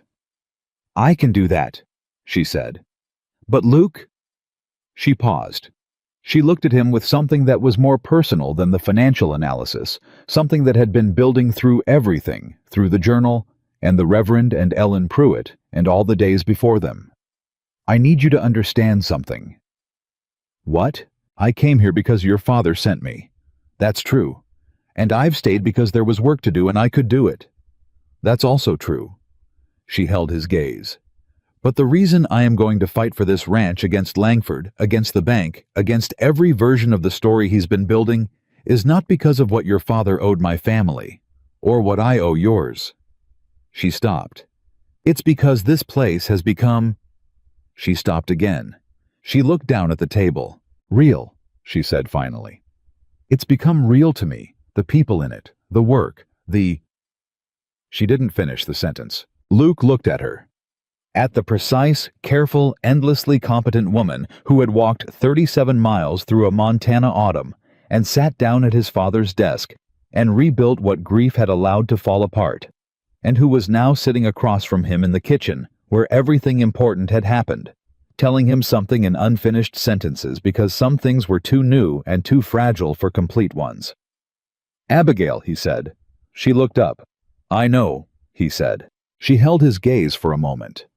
Something passed between them that was not a declaration and was not a question, and was both of those things simultaneously the way some true things resist being any single one thing. Then she picked up her pencil and pulled the account book toward her and said, We have a lot of work to do before spring. We do, he said. He pulled his chair around to her side of the table. She didn't say anything about that. She simply shifted the account book so they could both see it, and they began. Outside, the night pressed in cold and certain against the walls of the Mercer Ranch and somewhere to the northeast. Victor Langford sat in his comfortable house with his drafted purchase offer and his bank correspondence and his careful architecture of damage, not yet knowing that the woman he had underestimated and the man he had tried to isolate were sitting at a kitchen table together in the lamplight, shoulder to shoulder building something he had not factored into his calculations, something that was going to be very difficult to stop. But Langford was not the only problem waiting on the other side of that night. Because Abigail had not yet told Luke the one thing she had not told anyone, the thing she had discovered in the county land records 3 days ago. The thing that changed the shape of everything she thought she understood about why she had no land left to go back to. And when that came out, and it would come out because the truth always did, in the end, it was going to shake the ground under both of them in a way that no account book could prepare for. She had found it 3 days before Ellen Pruitt came to the kitchen. The county land records office was not a place Abigail had intended to visit. She had gone into town to file the corrected cattle registry documents, the official paperwork resolving the discrepancy she had uncovered, signed by Luke and notarized and ready for the county clerk. And while she was waiting for the clerk to process the filing, she had done what she always did in any administrative space. She had looked at what was available. The index ledger for land transfers in the county sat open on the counter. It was the kind of document that officials left in plain sight because most people found it uninteresting. Abigail did not find it uninteresting. She found it the way a person with her particular mind always found organized information as a text worth reading. She had not been looking for anything specific. She had found something specific anyway. The Hayes family, land her father's land, the land she had lost, the land that the failed operation and the accumulated debt had forced her to surrender, had been transferred out of her name 8 months ago. She knew that. She had signed the transfer documents herself in a lawyer's office in eastern Montana with the specific numb efficiency of a person doing what has to be done. What she had not known was who had bought it. The transfer record listed the purchasing party as a landholding company operating out of Billings. She had not questioned this at the time because she had not been in a condition to question anything at the time, and because the lawyer had told her the company was a routine land investment operation, and she had believed him because she had needed to believe something was routine. The name of the holding company was Meridian Land and Cattle. She had looked at that name for a long moment. Then she had gone to the adjacent ledger, the one that listed corporate land holdings by parent company, and she had looked up Meridian Land and Cattle. The parent company was registered to a Victor Langford. She had stood at that counter for what must have been several minutes, because the clerk had eventually asked if she was all right, and she had said yes, and she had thanked him for the filing, and she had walked out into the Montana cold and stood in the street and understood the full shape of what had been done to her. Langford had bought her family's land, Not opportunistically, not after hearing it was available and making an offer. The timeline in the records was specific. The initial contact from Meridian Land and Cattle to her father's estate had come 2 weeks after her father's death, before she had even finished burying him, before she had fully understood the state of the debts or the operation. Someone had moved very fast with specific knowledge of her situation, made an offer through a lawyer who had advised her to accept it, and walked away with Hazeland at a price that was legal and was not fair. She had been maneuvered out of her land by the same man who was now trying to maneuver Luke out of his. She had sat on this for 3 days. She had sat on it through Ellen Pruitt's visit, through the conversation that followed, through 2 evenings of sitting at the kitchen table with Luke, working the bank renewal case. She had sat on it because she needed to understand it completely before she said it, and because some part of her, the part that was still learning that this place was real, that the people in it were real, that she was not alone in the way she had been alone for the past 8 months, was afraid of what it would look like when she said it. It would look like she had been hiding something. Because she had been hiding something. She told him on Friday morning. She waited until Callum and Tom had gone out to the south pasture, until the ranch was quiet enough that she could hear the fire in the stove and her own breathing and nothing else. Then she set her coffee down and looked at Luke across the table and said, "I need to tell you something. I should have told you 3 days ago." He set his coffee down. She told him about the land records. She told him about Meridian Land and Cattle, about the timeline, about the lawyer who had advised her to accept the offer, about what the parent company registration meant. She told him all of it in the direct sequential way she told everything, and she watched his face move through the information. When she finished, he was quiet. "Langford bought your family's land," he said. "Yes." "Before you came here?" "Yes, 2 weeks after my father died." "And the lawyer who advised you to accept the offer?"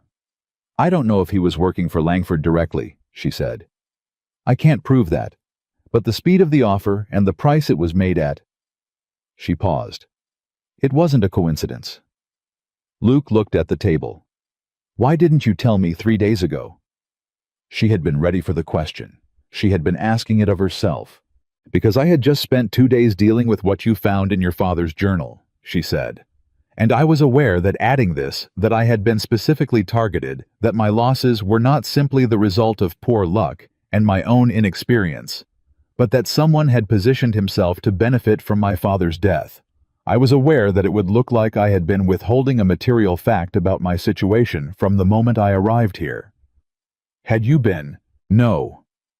She held his gaze directly. "I didn't know. I genuinely didn't know until I saw the transfer record. But I understand why it might not look that way." Luke looked at her for a long time. "Did you think I'd send you away?" he said. "If you told me—" The question landed in a place she hadn't expected. "I thought you might question everything," she said, "about why I came, about whether my arrival here was as innocent as I've presented it." "Was it?" "Yes." No hesitation. "I came because I had nowhere to go, and your father had given me a letter, and I had $23 and the clothes I was wearing. There was no strategy. There was no plan beyond survival." She paused. "Langford acted against me before I knew he existed. I didn't come here running from him. I came here running from the consequences of what he'd done without knowing he'd done it." Luke was quiet for another moment. Then he said, "All right." She blinked. "All right. All right, I believe you." He picked up his coffee. "And this changes what we're doing with the bank case." She stared at him. "That's all you have to say?" "What else would I say? Luke, I just told you that the man trying to destroy your operation is the same man who maneuvered me out of my family's land. That my presence here is that Langford has personal reasons to remove me specifically beyond just his interest in acquiring your acreage. That I've been at the center of this from before I ever knocked on your door." "I heard you," he said calmly. "And you're not—" "Abigail!" He set his coffee down and looked at her with an expression that was patient and direct, and would not be moved. "You walked 37 miles to deliver a dead man's letter. You have spent 6 weeks rebuilding what grief and theft and bad luck had damaged here. You have faced down rumors and Langford and whatever it cost you personally to read that journal and keep going. You have told me this difficult thing this morning when you could have kept it to yourself." He paused. "What exactly would you like me to be angry about?" She looked at him. She didn't have an answer. "Now," he said, "tell me everything you remember about the lawyer who handled the sale. His name, his office, what he looked like, what he said. Because if Langford's company used fraudulent representation to acquire your family's land, that's not just a wrong to be noted. That's a legal matter."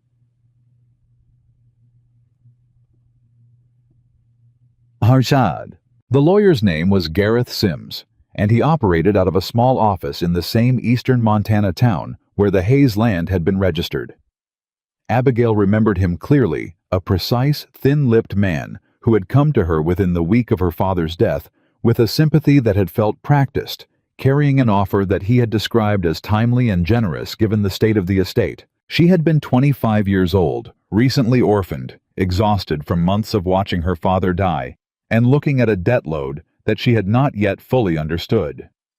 Sims had explained the offer in terms that made acceptance seem like the responsible choice. He had not lied to her, not technically, not in any way she could have identified at the time. He had simply framed everything so that the picture of her options looked a certain way. She wrote down everything she remembered. Luke read it. "I need to send some letters," he said. "To whom?" "The county attorney in eastern Montana, and a lawyer in Billings I've used for ranch business, a man named Aldrich, who has no connection to Langford." He paused. What Sims did may or may not be actionable, but Langford used a company to conceal his identity in that transaction, and there are laws about disclosure when a represented party has a conflict of interest. He looked at her. "It's worth finding out." Abigail looked at him. "Luke, even if we pursue this, it will take months, possibly years. The immediate problem is the bank." "I know. We pursue both. The legal challenge will cost—" "I know what it will cost." His voice was quiet and absolutely certain. "Your father's land was taken from you by deception by the same man who is now using your presence here as a weapon against this ranch. That is not something I'm going to note and move past." He looked at her steadily. "My father spent 25 years trying to repair what he did to your family. I am not going to sit here and watch what remains of that family be treated as a resource to be managed and let it go, because the timing is inconvenient." She was quiet for a long moment. "You sound like him," she said softly. "When you say things like that." "Like my father. Like someone who has decided something and is not going to be argued out of it by practical considerations." "Is that a criticism?" "No," she said. "It's not." The letters went out that afternoon. Callum rode them to the post office himself because Luke asked him to, and because Callum Briggs, whatever his failures was, a man who understood that being trusted with something important after having broken trust was not a small thing and was not to be handled carelessly. While the letters traveled, the bank work continued. Abigail built the loan renewal case the way she built everything methodically, thoroughly, with a precision that left no room for interpretation. She quantified the operational improvements of the past 6 weeks in terms that a bank manager could hold in his hands, and compare against a projection, reduced supply costs, recovered cattle value, improved herd health indicators. The resolved registry discrepancy that had been quietly bleeding value from the operation for 3 years. She built a 5-year projection based on the corrected cost structure and the new supplier contracts and the management improvements that were now embedded in how the ranch ran. Luke reviewed every page. He asked questions. He pushed back on 2 projections he thought were too conservative, and she recalculated them and found he was right on one, and defended her position on the other until he conceded the point. It was the particular productive friction of 2 people who both understood what they were looking at and were not interested in being agreed with for the sake of agreement. Tom watched this from the doorway one evening and retreated before either of them noticed him. He mentioned it to Callum the next morning. Callum said, "Mind your work. which was his way of confirming that he had noticed the same thing a long time ago. The bank meeting was scheduled for the second week of January. Luke requested it himself, which was not the standard procedure. Typically, the bank initiated the loan renewal discussion. By requesting it early, he removed the possibility of being caught in a reactive position, and he arrived at the Mercer County Bank on a Tuesday morning with a folder of documents that Abigail had assembled, and a clarity of purpose that the bank manager, a cautious man named Hargreaves, had not expected from a rancher, whose operation he had been hearing concerning things about. Luke set the folder on Hargreaves's desk and said, "I'd like to go through this with you." Hargreaves looked at the folder. He looked at Luke. "I've had some correspondence," he said carefully, expressing concerns about the operation. "I know," Luke said. "From Victor Langford." Hargreaves was quiet. "What Langford told you," Luke said, "was that there's a disputed legacy claim against the Mercer Ranch. There isn't. What he told you was that there's potential legal action from the Hayes family.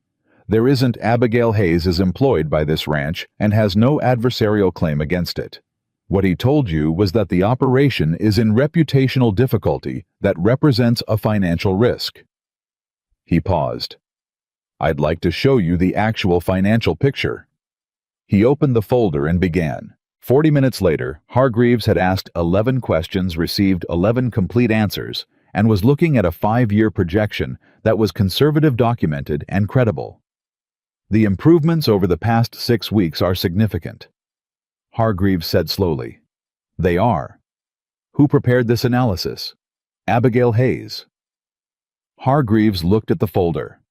The same woman Langford suggested was a risk to the operation. The same woman, Luke said, who identified a 6-month billing discrepancy from the grain supplier, resolved a 3-year cattle registry irregularity, restructured the supply contracts, and built what you're holding in your hands. He paused. "You can assess the quality of the work directly. It doesn't require you to take my word for anything." Hargreaves looked at the projection for another moment. "The loan will be renewed," he said. "Standard terms." Luke nodded. "Thank you."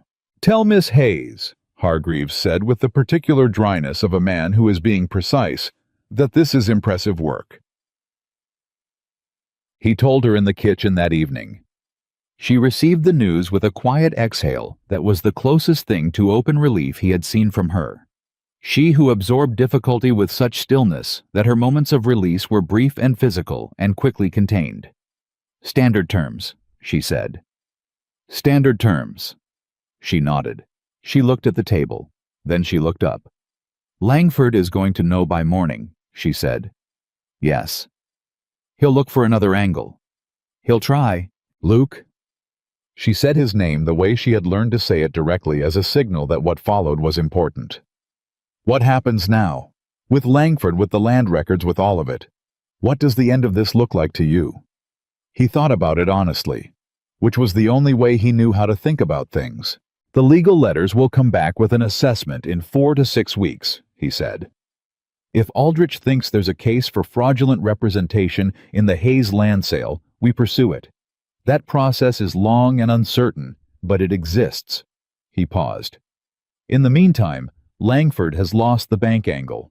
The Reverend has corrected the public account of my father. The ranch books are clean and documented. He has less leverage than he had a month ago, and he knows it." "That doesn't make him harmless?" she said. "No," Luke agreed. "Cornered men are the least harmless kind." She was quiet for a moment.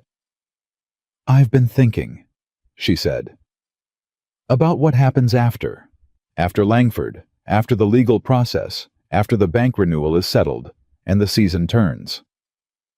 "What about it?" She looked at the table. "I don't have a claim here," she said.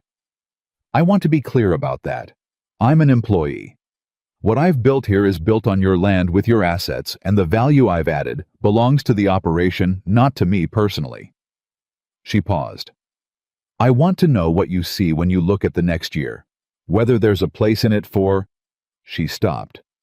"Whether the role I have here is something you see as permanent or temporary." It was, he understood, an entirely practical question. She was asking it in practical terms because practical terms were the container she trusted most for things that were not entirely practical. He looked at her. "Abigail," he said, "the ranch hands stopped calling you the woman 2 weeks ago." She waited. "Tom calls you Miss Hayes when he's being formal, and Abby when he forgets to be formal, which is most of the time. Callum defers to your judgment on anything financial without being asked. The grain supplier sends correspondence addressed to you directly." He paused. "The role you have here is not something I think of as temporary. It stopped being temporary before I knew it had started." She looked at him with an expression that was working very hard to stay composed. "That's not exactly an answer to what I asked," she said. "No." He agreed. "It's not." He got up from the table. He went to the window and stood with his back to her for a moment, and she let him the way he had let her stand outside in the cold 3 weeks ago with something too large for the kitchen. "My father's letter said I couldn't build a real home alone," he said. She was very still behind him. "He was right about most things," Luke said. "I've been resisting that particular truth longer than most." He turned around. "I don't make declarations. I don't have the language for them. What I have is—" He paused. "What I have is this. The ranch is not what it was before you came. I am not who I was before you came. And when I picture next year and the year after that, and whatever years come after those—" He stopped. "You're in them," he said simply. "That's the honest answer. You're in them." The kitchen was absolutely quiet. Abigail looked at him with the particular expression of a person who has been carefully managing a very large thing for a very long time and has just been given permission to set it down. "All right," she said. Her voice was uneven in a way that she didn't try to correct. "All right," he said. Neither of them moved for a moment. Then she picked up her pencil, and he sat back down, and they went back to the work shoulder to shoulder in the lamplight, and nothing had been formally declared, and everything had been understood, and that was exactly the right amount for two people who trusted plain truth more than grand language. The letter from Aldrich arrived on a Thursday 19 days after Luke had sent it. Abigail was in the barn with Tom when Luke read it at the kitchen table. He read it twice. Then he went to find her. She saw his face when he came into the barn, and she handed Tom the rope she was holding and walked to Luke and said, "Tell me." "Aldrich thinks there's a case," he said. "He says the non-disclosure of Langford's identity in the purchase transaction, combined with Sims's representation of the estate, without disclosing his relationship with the purchasing party, constitutes fraudulent misrepresentation under Montana territorial law." He paused. "He says the remedy would be rescission of the sale, return of the property to you with damages." Abigail stood very still. "Return of the property," she said. "If the case succeeds, he's careful about that. He says it's not certain, but he thinks the evidence is strong enough to pursue." She looked at him. "My father's land," she said. Yes, something moved across her face that he had not seen before. Something that was not the composed, precise Abigail Hayes, who managed everything with steady intelligence, but the 25-year-old girl who had buried her father and signed papers in a lawyer's office and walked away from 2 generations of her family's work because she had no other choice. "Luke," she said. Her voice broke on his name. "I know," he said. He did something then that was not planned and was not declared and was entirely natural. He put his arms around her and she let him, and they stood in the barn doorway with Tom tactfully and immediately finding business at the far end of the barn, and the particular grief and relief of what had just been said moved through her and was not hidden. She pulled back after a moment. She wiped her face with the back of her hand with the brisk, unsentimental practicality that was so completely hers that he almost smiled. "How long will it take?" she said. "Aldrich estimates 6 to 12 months for a full proceeding. And Langford will fight it." "He will. He has more resources than us." "He has more money," she said. "That's not the same as more resources." Her eyes were still bright, but her voice was already clear. "I know that land. I know every record attached to it going back 2 generations. I know the transaction documents better than any lawyer Langford hires will know them because I was there. She paused. If Aldrich takes this case, he'll have the best prepared client in the history of that jurisdiction. Luke looked at her. I don't doubt it, he said. Chapter 1. The confrontation with Langford came on a Saturday. Luke had not sought it. Langford came to him, rode up to the Mercer Ranch on a February morning with Pruitt behind him, and the particular expression of a man who has received bad news and has decided to respond to it with aggression rather than recalibration. Luke came out to the yard. I heard you went to the bank, Langford said. I did. And you sent lawyers after me. I sent a lawyer after a fraudulent land transaction, Luke said. If that happens to involve you, then the involvement is yours, not mine. Langford's expression hardened. I bought that land legally. You bought that land through a company that concealed your identity from a seller whose estate was being represented by a lawyer with a prior relationship to your interests, Luke said. Aldrich can go over the specifics with your attorney. I'd rather not stand in the cold doing it. You're making an enemy, Langford said. You made yourself an enemy, Luke said, when you rode over here the first time and tried to convince me to send away a woman who had done nothing to you because her presence was inconvenient to your plans for my land. He paused. I don't know how long you've been watching this operation. I don't know exactly when you decided it was going to fail and you were going to be positioned to buy it. But I know you've been working toward it since my father died, and I know what you did to Abigail Hayes's family, and I know what you tried to do to mine. Langford looked at him. Something in his expression shifted the aggression still there, but beneath it, something more calculating and less certain. That woman has turned you against your own county, he said. That woman, Luke said, has rebuilt what grief and theft were taking from me.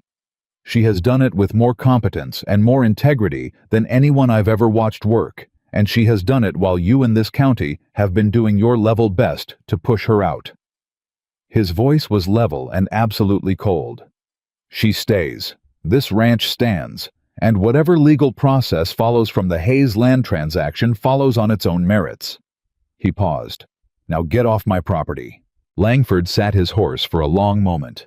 He looked at Luke with the expression of a man recalculating something, not surrendering but revising the plan, moving pieces in a new direction. This isn't finished, he said. No, Luke agreed. It isn't. But the part where you win is. Langford turned his horse. Pruitt followed. They rode out without looking back. Callum appeared at Luke's shoulder. That go the way you wanted? He asked. Mostly, Luke said. He'll be back. Not today. Callum was quiet for a moment. I've been meaning to say something. Say it. About Miss Hayes. Callum looked at the gate where Langford had gone through. I was wrong about her, early on.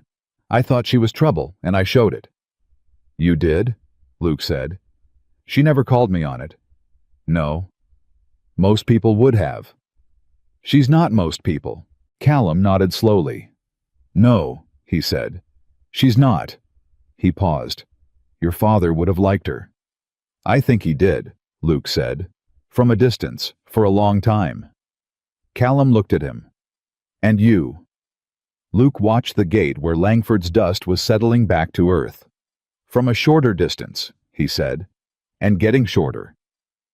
Callum made a sound that was not quite a laugh, but was adjacent to one, and went back to his work. Neb. That evening, Luke found the envelope. Not the envelope Abigail had carried across 37 miles of Montana, autumn pressed against his chest at midnight. A different one.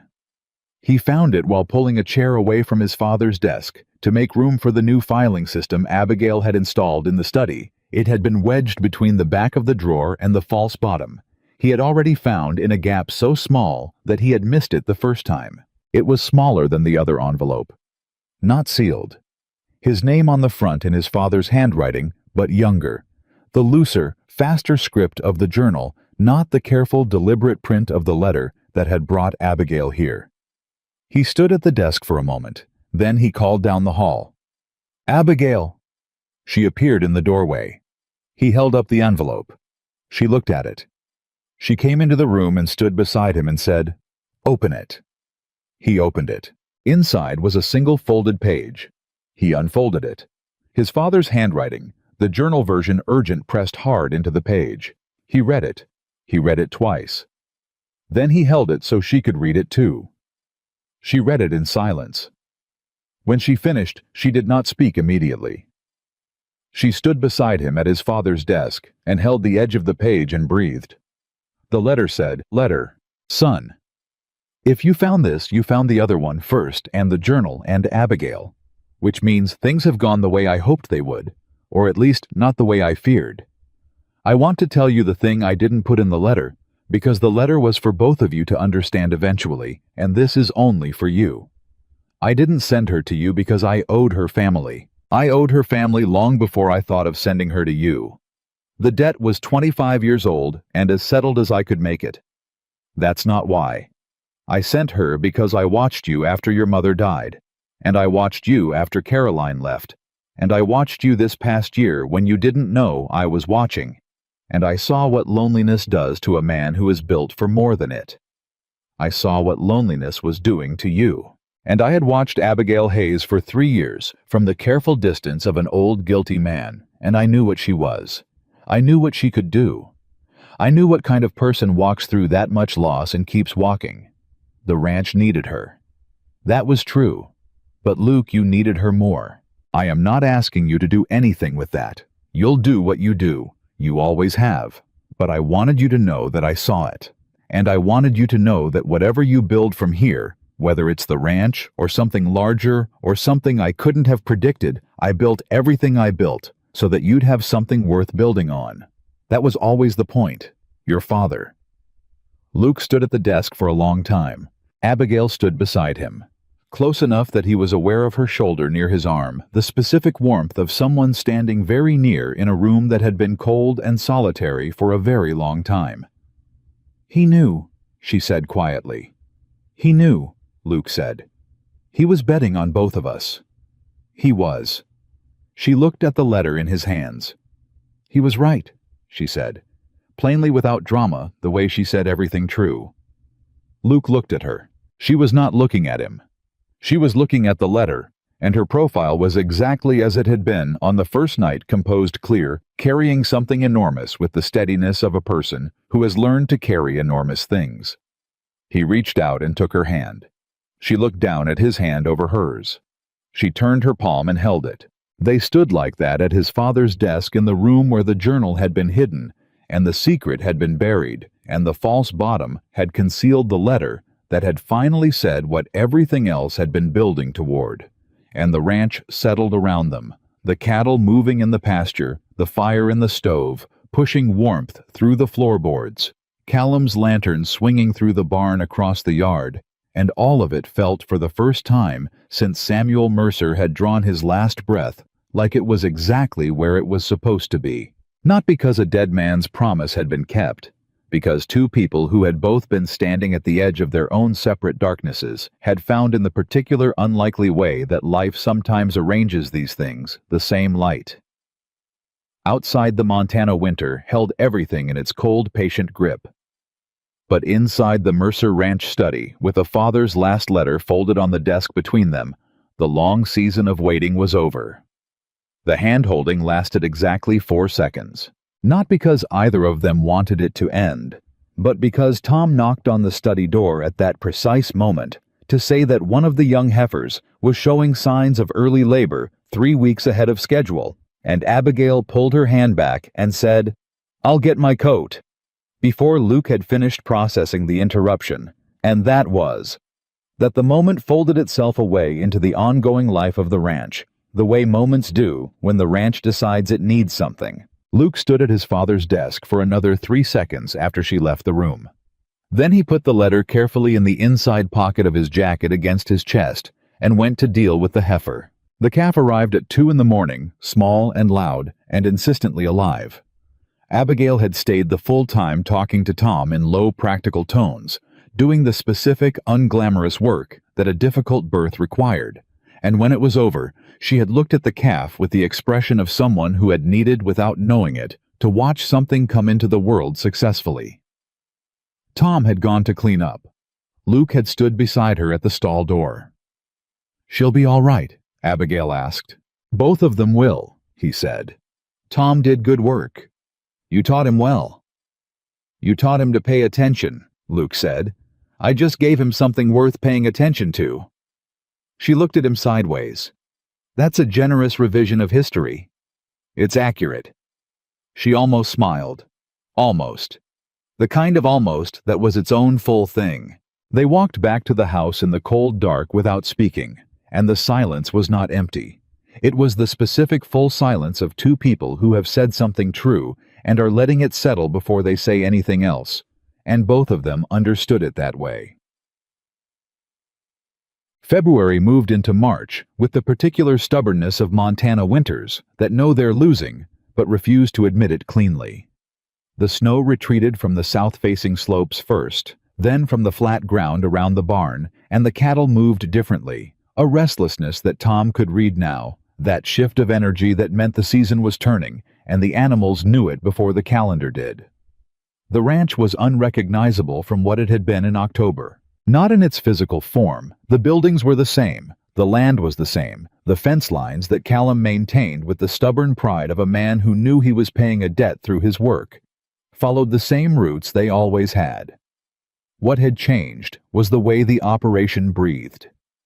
There was a rhythm to it now that had been absent, a coordination between the accounts and the pasture management and the supply chain and the people moving through all of it that made the whole thing feel intentional rather than reactive. Abigail had done that.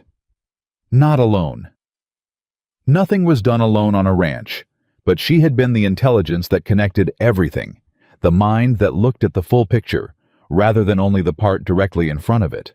Luke thought about this on a Tuesday morning in early March while he was going over the spring planting schedule, and realized he was thinking about it the way he thought about the fence lines and the water sources and the cattle as a fixed and essential feature of the landscape. She had become a fixed feature of his landscape. He was not surprised by this. He had watched it happen with the specific awareness of a man who notices a thing clearly and is not yet ready to do anything about it, which is its own kind of cowardice and its own kind of patience simultaneously. His father's second letter had changed something, not created it. It was already there, had been there since a midnight knock, and a dead man's envelope, and 37 miles on foot through a Montana autumn. But the letter had named it, and named things could not be unnamed. The legal letter from Aldrich arrived on a Wednesday. Abigail was at the desk when Luke came in with it. He set it in front of her without a word, and she looked at his face first, reading him before the paper as she always did, and then she picked it up and read it. She read it twice, which was unlike her. She set it down. "He wants to settle," she said. "Yes." Langford's attorneys had contacted Aldrich. They were not admitting liability. They were offering a financial settlement, a figure that was significant, that accounted for the estimated value of the Hayes land and the losses from the original forced sale, plus additional compensation described in the letter as relating to distress caused by the transaction, not the land itself. Money, not land. The Hayes property had already been subdivided and partially leased, and returning it in its original form was Aldrich's letter noted carefully, potentially achievable through the courts, but would be a longer and more contested process than accepting the settlement. Abigail looked at the number on the page. "It's enough to buy comparable land," she said. "I know. Not the same land, but enough to start again. Aldrich says comparable acreage in the Eastern District is available. He's attached a listing." Luke paused. "He also says if you want to fight for the original parcel, he'll fight it. He thinks the case is strong. It will take longer, and the outcome is less certain, but it's possible." She sat with both options for a long moment. "What do you think?" she asked. It was the question she asked when she trusted someone's judgment alongside her own. He had noticed when she started asking it. He had not said anything about noticing. "I think the land your father worked is not the same land it was," he said carefully. "Langford's leasing arrangements have changed it. The relationships you'd have with neighbors there after a legal fight, those would be shaped by the fight." He paused. I think you could build something new on comparable land without carrying that weight. You think I should settle? I think you should do what feels right, he said. But if you're asking what I think, yes. She looked at the letter. All right, she said. I'll settle. She said it without drama, the way she made every significant decision clearly once, without looking back. Luke picked up the letter to send Aldrich the response. Luke, she said. He looked at her. With that money, she said, and then she stopped. She looked at her hands on the table. What I want to do with that money, I want to talk to you about it before I decide anything. All right, he said. I'm listening. She looked up. Not now, she said. Tonight, when there's time to do it properly. He nodded. He went to send the letter. He spent the rest of the day with the specific, distracted awareness of a man who has been told that an important conversation is coming and cannot stop anticipating it.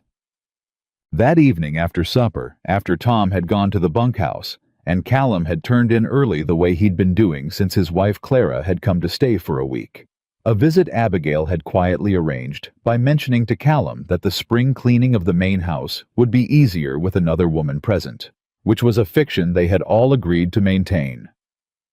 Luke and Abigail sat at the kitchen table with the fire settled into its evening rhythm and the account books closed for once. She had her coffee. He had his.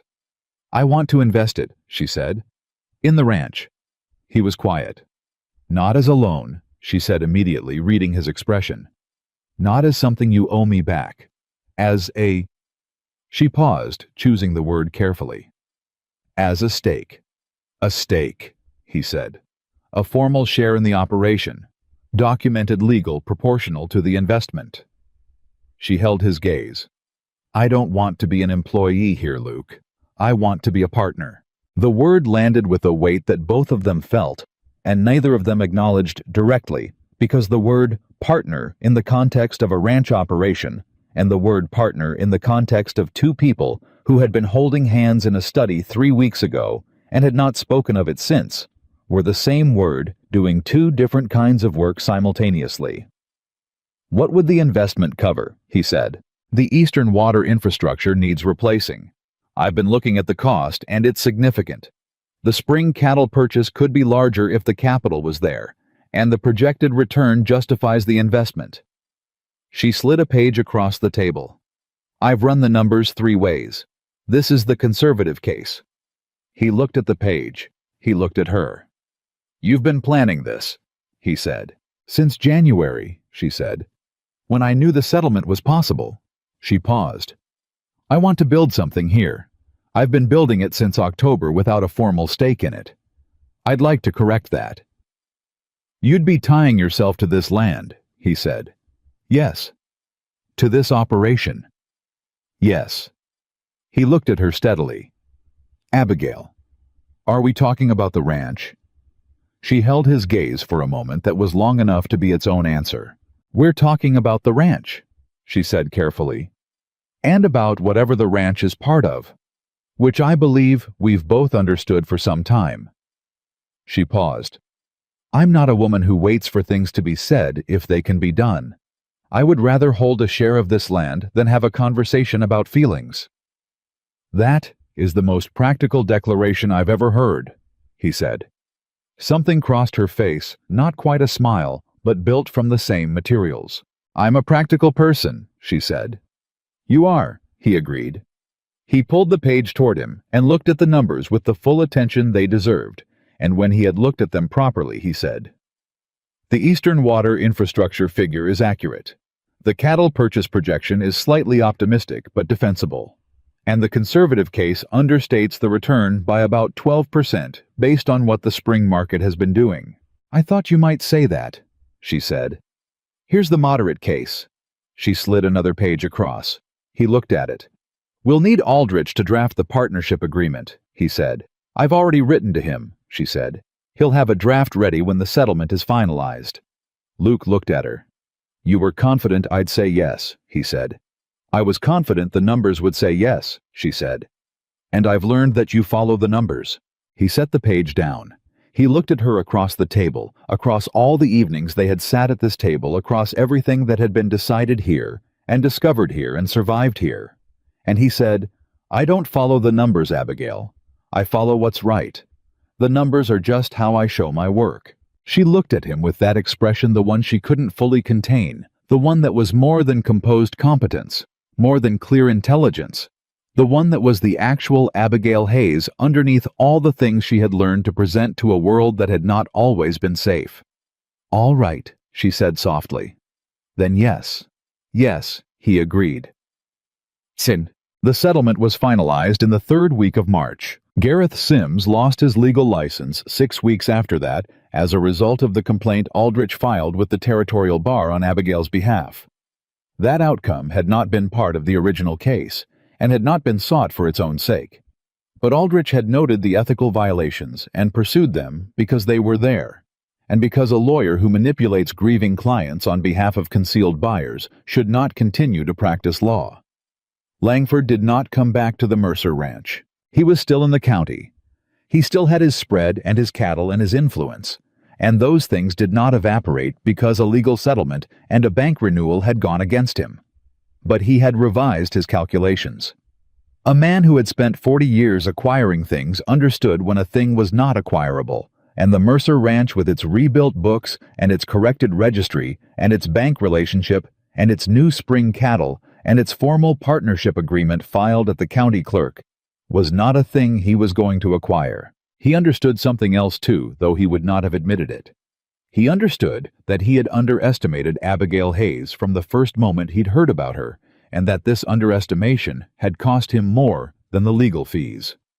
It had cost him the patience of the county, which watched what had happened with the careful interest of communities that depend on the integrity of their own institutions and do not forgive those who corrupt them. Reverend Caulfield preached a sermon in April that did not mention any names and did not need to. The partnership agreement was signed on a Thursday morning in Aldrich's Billings office. Aldrich was a broad, unhurried man who had been practicing law in Montana for 30 years and who had the particular quality of people who have seen enough human complexity to stop being surprised by it. He witnessed the signing without comment, shook both their hands, and said as they were leaving, "Your father would be pleased, Mr. Mercer." Luke paused at the door. "Did you know him?" "We met once," Aldrich said. "He consulted me about a matter I couldn't help him with at the time. I always thought he was a man carrying something heavy." He paused. "He looks lighter in the telling of what's happened since." Luke held the door for Abigail. They rode back from Billings, with the signed agreement in Abigail's satchel, the same leather satchel she had been carrying on the night she knocked the one that had held 37 miles of Montana autumn, and a sealed letter and everything she owned. It had better contents now. They didn't talk much on the ride back. They didn't need to. The particular companionship that develops between people who have worked through something large together does not require conversation to exist. It exists in the way two people occupy a shared silence, the ease of it, the lack of anything that needs filling. They were an hour from the ranch when Abigail said, "I've been thinking about the eastern parcel. The one that borders Callum's fence repair project. If we redirect the secondary feed through the new water line, the grazing rotation could shift to include it through July. We'd get another 2 months of use from it before the dry season." Luke thought about the geography. "You'd need to address the fence on the north side first." "I know. I've already asked Tom to assess it." He looked at her profile against the Montana sky, the same profile he had watched on the first night in lamplight, pressing an envelope against his chest. 26 weeks ago. He had been a man sitting alone at his father's desk, pressing his hands against the wood to stay present in the world, and she had been a woman who had walked 37 miles on faith and a sealed letter, and neither of them had known what they were walking into. "Abigail," he said. "The fence will take a week at most," she said, still looking at the road. "Tom's faster than he was in October." "Abigail." She looked at him. He said, "I need to say something that isn't about the ranch." She was quiet. The wagon moved. The road ahead was empty. "All right," she said. He thought about his father's letters, both of them. He thought about the language his father had used, and the language that had always felt too large for his own mouth, too formal for the way he actually understood things. He thought about what she had said at the kitchen table. "I'm not a woman who waits for things to be said, if they can be done." "I'd like to marry you," he said, "if you're willing." The wagon kept moving. She looked at the road for a moment. "That's not very romantic," she said. "No," he agreed. "It's not. You could have said it better." "I could have," he said. "I'm better with numbers." She turned to look at him fully. Her expression was doing the thing it always did when she was containing something that composed surface, with the actual thing visible just underneath bright and real and refusing to be entirely managed. "Ask me properly," she said. He took a breath. "Abigail Hayes," he said, and his voice was steadier than he'd expected. "You walked 37 miles to knock on my door in October, and you have not stopped moving since, and I have watched you rebuild everything that was broken here, including some things I didn't know were broken, and I love you in a way that I don't have better words for, except that when I think about this ranch and this life and whatever comes after all of it, you are already there in all of it, and you have been for a long time." He paused. "Will you marry me?" She looked at him.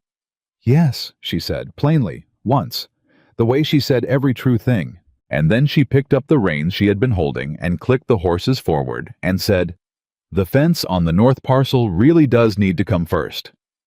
And he laughed. Actually. Laughed a real sound, the kind that hadn't come from him since before his father got sick, and she smiled with her whole face.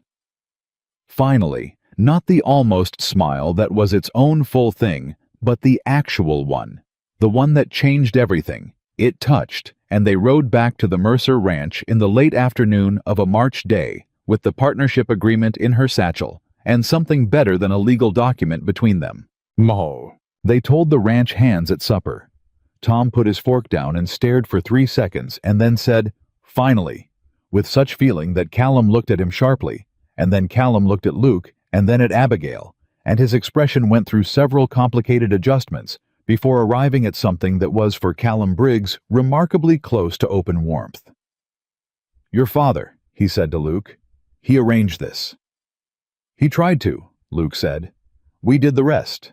Clara Briggs, who had extended her visit for another week and showed no signs of ending it, stood up and embraced Abigail without asking permission, and Abigail, who did not typically receive unsolicited embraces with ease, held on for a moment before stepping back. "He'd have loved you," Clara said. "Samuel. He'd have loved you completely." "I think he did," Abigail said. "From a distance." "Not anymore," Clara said firmly, and sat back down, and that was that. The wedding was in May, when the Montana land was doing the thing it only did for a few weeks each year, brief and extravagant and impossible to take for granted. Reverend Caulfield performed the ceremony in the yard of the Mercer Ranch, which was not the church, but was more fitting. The people who came were not many. The ranch hands, Clara and Callum Ellen Pruitt, who arrived alone and stood at the back with the quiet dignity of a woman who knew her own cost for being there and considered it worth paying a few families from the county who had decided early that the version of events Langford had been selling was not the version they were buying. Abigail wore her mother's brooch, pinned to a dress that Clara had helped her alter, and she walked to the ceremony from the house door without anyone on her arm because there was no one to give her away, and she would not have been given. In any case, she arrived on her own terms, the way she had arrived at everything, and stood next to Luke with her hands steady and her eyes clear. He looked at her and saw everything. She was the 37 miles and the account books and the sick cattle and the confrontations she had not flinched from and the grief she had carried and the intelligence she had given without reservation and the hand she had held in the study for 4 seconds before a heifer went into early labor. She looked at him and saw what she had not let herself fully name until she was standing here saying it in front of witnesses' home.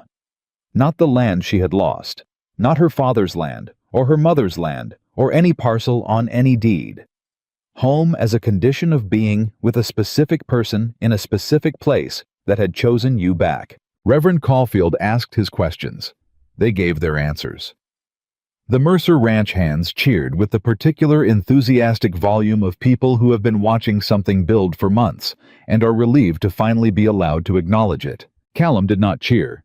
He stood with his hat in his hands and his jaw working and his eyes bright, and when Luke looked at him across the yard, he gave a single nod that contained 11 years of loyalty and 1 period of failure and the ongoing daily work of being a man who had been trusted again and was not going to waste it. Luke nodded back. 3 days after the wedding, Luke found the last thing his father had left him. He found it while moving a cabinet in the study to make room for the second desk that Abigail's partnership in the operation now justified. The cabinet had sat against the north wall since before he was born, and when he pulled it away from the wall, he found fixed to the back of it with a small nail a folded piece of paper that had been there long enough that the fold had become permanent. He unfolded it. It was not a letter. It was not a journal entry. It was a list his father's handwriting, the careful, deliberate version of figures. Dates and amounts going back 26 years. Every payment made to the Hayes family, through every anonymous arrangement Samuel Mercer had constructed to repair what he had broken. At the bottom, below the last figure, his father had written one line.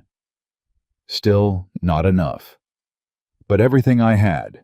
Luke stood with the paper in the study where his father had sat for 40 years, and where Abigail now sat for as many hours as he did, and felt the particular grief that is not tragic, but is still grief.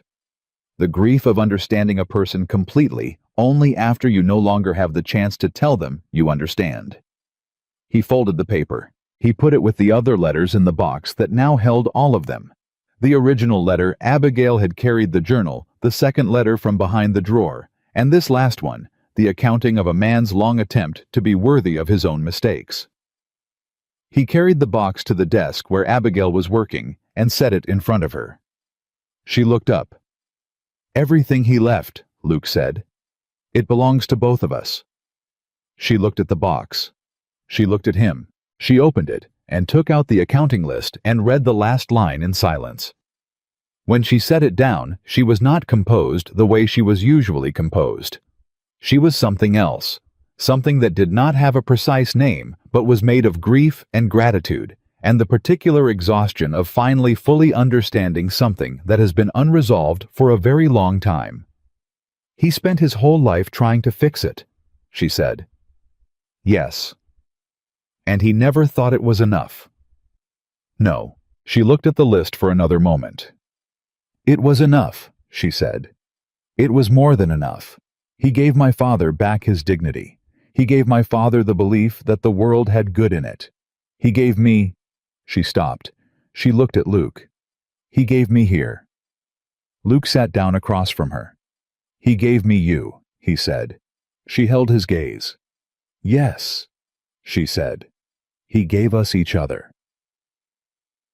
The Mercer Ranch ran through that spring and into summer with a prosperity that was not dramatic. It was not the prosperity of sudden luck or single fortunate decisions, but the steady compounding prosperity of an operation managed with intelligence and worked with commitment. The kind that builds year over year and does not collapse in a single bad season because it has been built correctly. Tom became the youngest foreman in the county's recent memory. Callum had proposed it himself, which surprised everyone, and surprised no one, because Callum Briggs understood better than anyone what it meant to be given a chance you hadn't fully earned yet, and how a person should respond to it. Abigail's name went on the deed in June. Luke had asked Aldrich to draw the amendment the week after the wedding, and had not told her until the document arrived, because he wanted to hand it to her, rather than discuss it. And the look on her face when she understood what she was holding was the kind of thing a man does not manufacture occasions for. It either happens or it doesn't, and he had made sure it happened. She held the deed for a long time. "You didn't have to do this," she said. "I know," he said.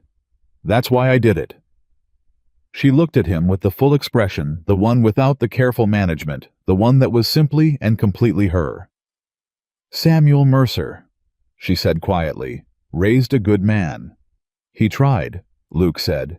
"He succeeded," she said. And that was the end of that. The box of letters sat on the shelf in the study between the account books and the cattle registry in the room where two desks now faced each other across a shared space in the house where a knock at midnight had started everything. On the anniversary of that knock, a crisp October evening 1 year on, Luke came in from the north pasture to find Abigail at her desk with the box open and the letters spread in front of her. She looked up when he came in. "Reading them again?" he said. "Reading the accounting list?" she said. "I've been thinking about it." "What about it?" She looked at the list in her hands. All these years he kept track, every figure, every date, as though if the numbers were precise enough, it would mean something more than the numbers. "It did mean something more," Luke said. "I know." She set the list down. "I think he needed to see it written to believe he was doing enough, even when he knew he wasn't." She paused. "I understand that." Luke pulled his chair around to her side of the desk, the way he had learned to do in the early weeks, and sat beside her and looked at his father's accounting in her hands. "He was doing enough," he said. "He was doing everything he could." "Yes," she said. "That's what I've decided." She folded the list and put it back in the box. "That's what I want to believe about him, that everything he could do was enough, because it brought us here." She closed the box. Outside, the October evening was doing what October in Montana does, pressing in cold and clear and enormous, the kind of sky that makes a person feel simultaneously very small and very exactly placed in the world, as though the smallness and the placement are the same thing. Inside the Mercer Ranch study with the account books balanced and the cattle settled, and the deed with 2 names on it filed at the county clerk and the letters in their box on the shelf. Luke Mercer put his arm around his wife and Abigail. Mercer leaned against him, and the ranch held them both in the way that land holds. The people who have chosen it, and been chosen by it, not gently, not easily, but permanently, with the particular faithfulness of something that has been built to last. Samuel Mercer had spent his life building something worth coming home to. He had not lived to see it finished.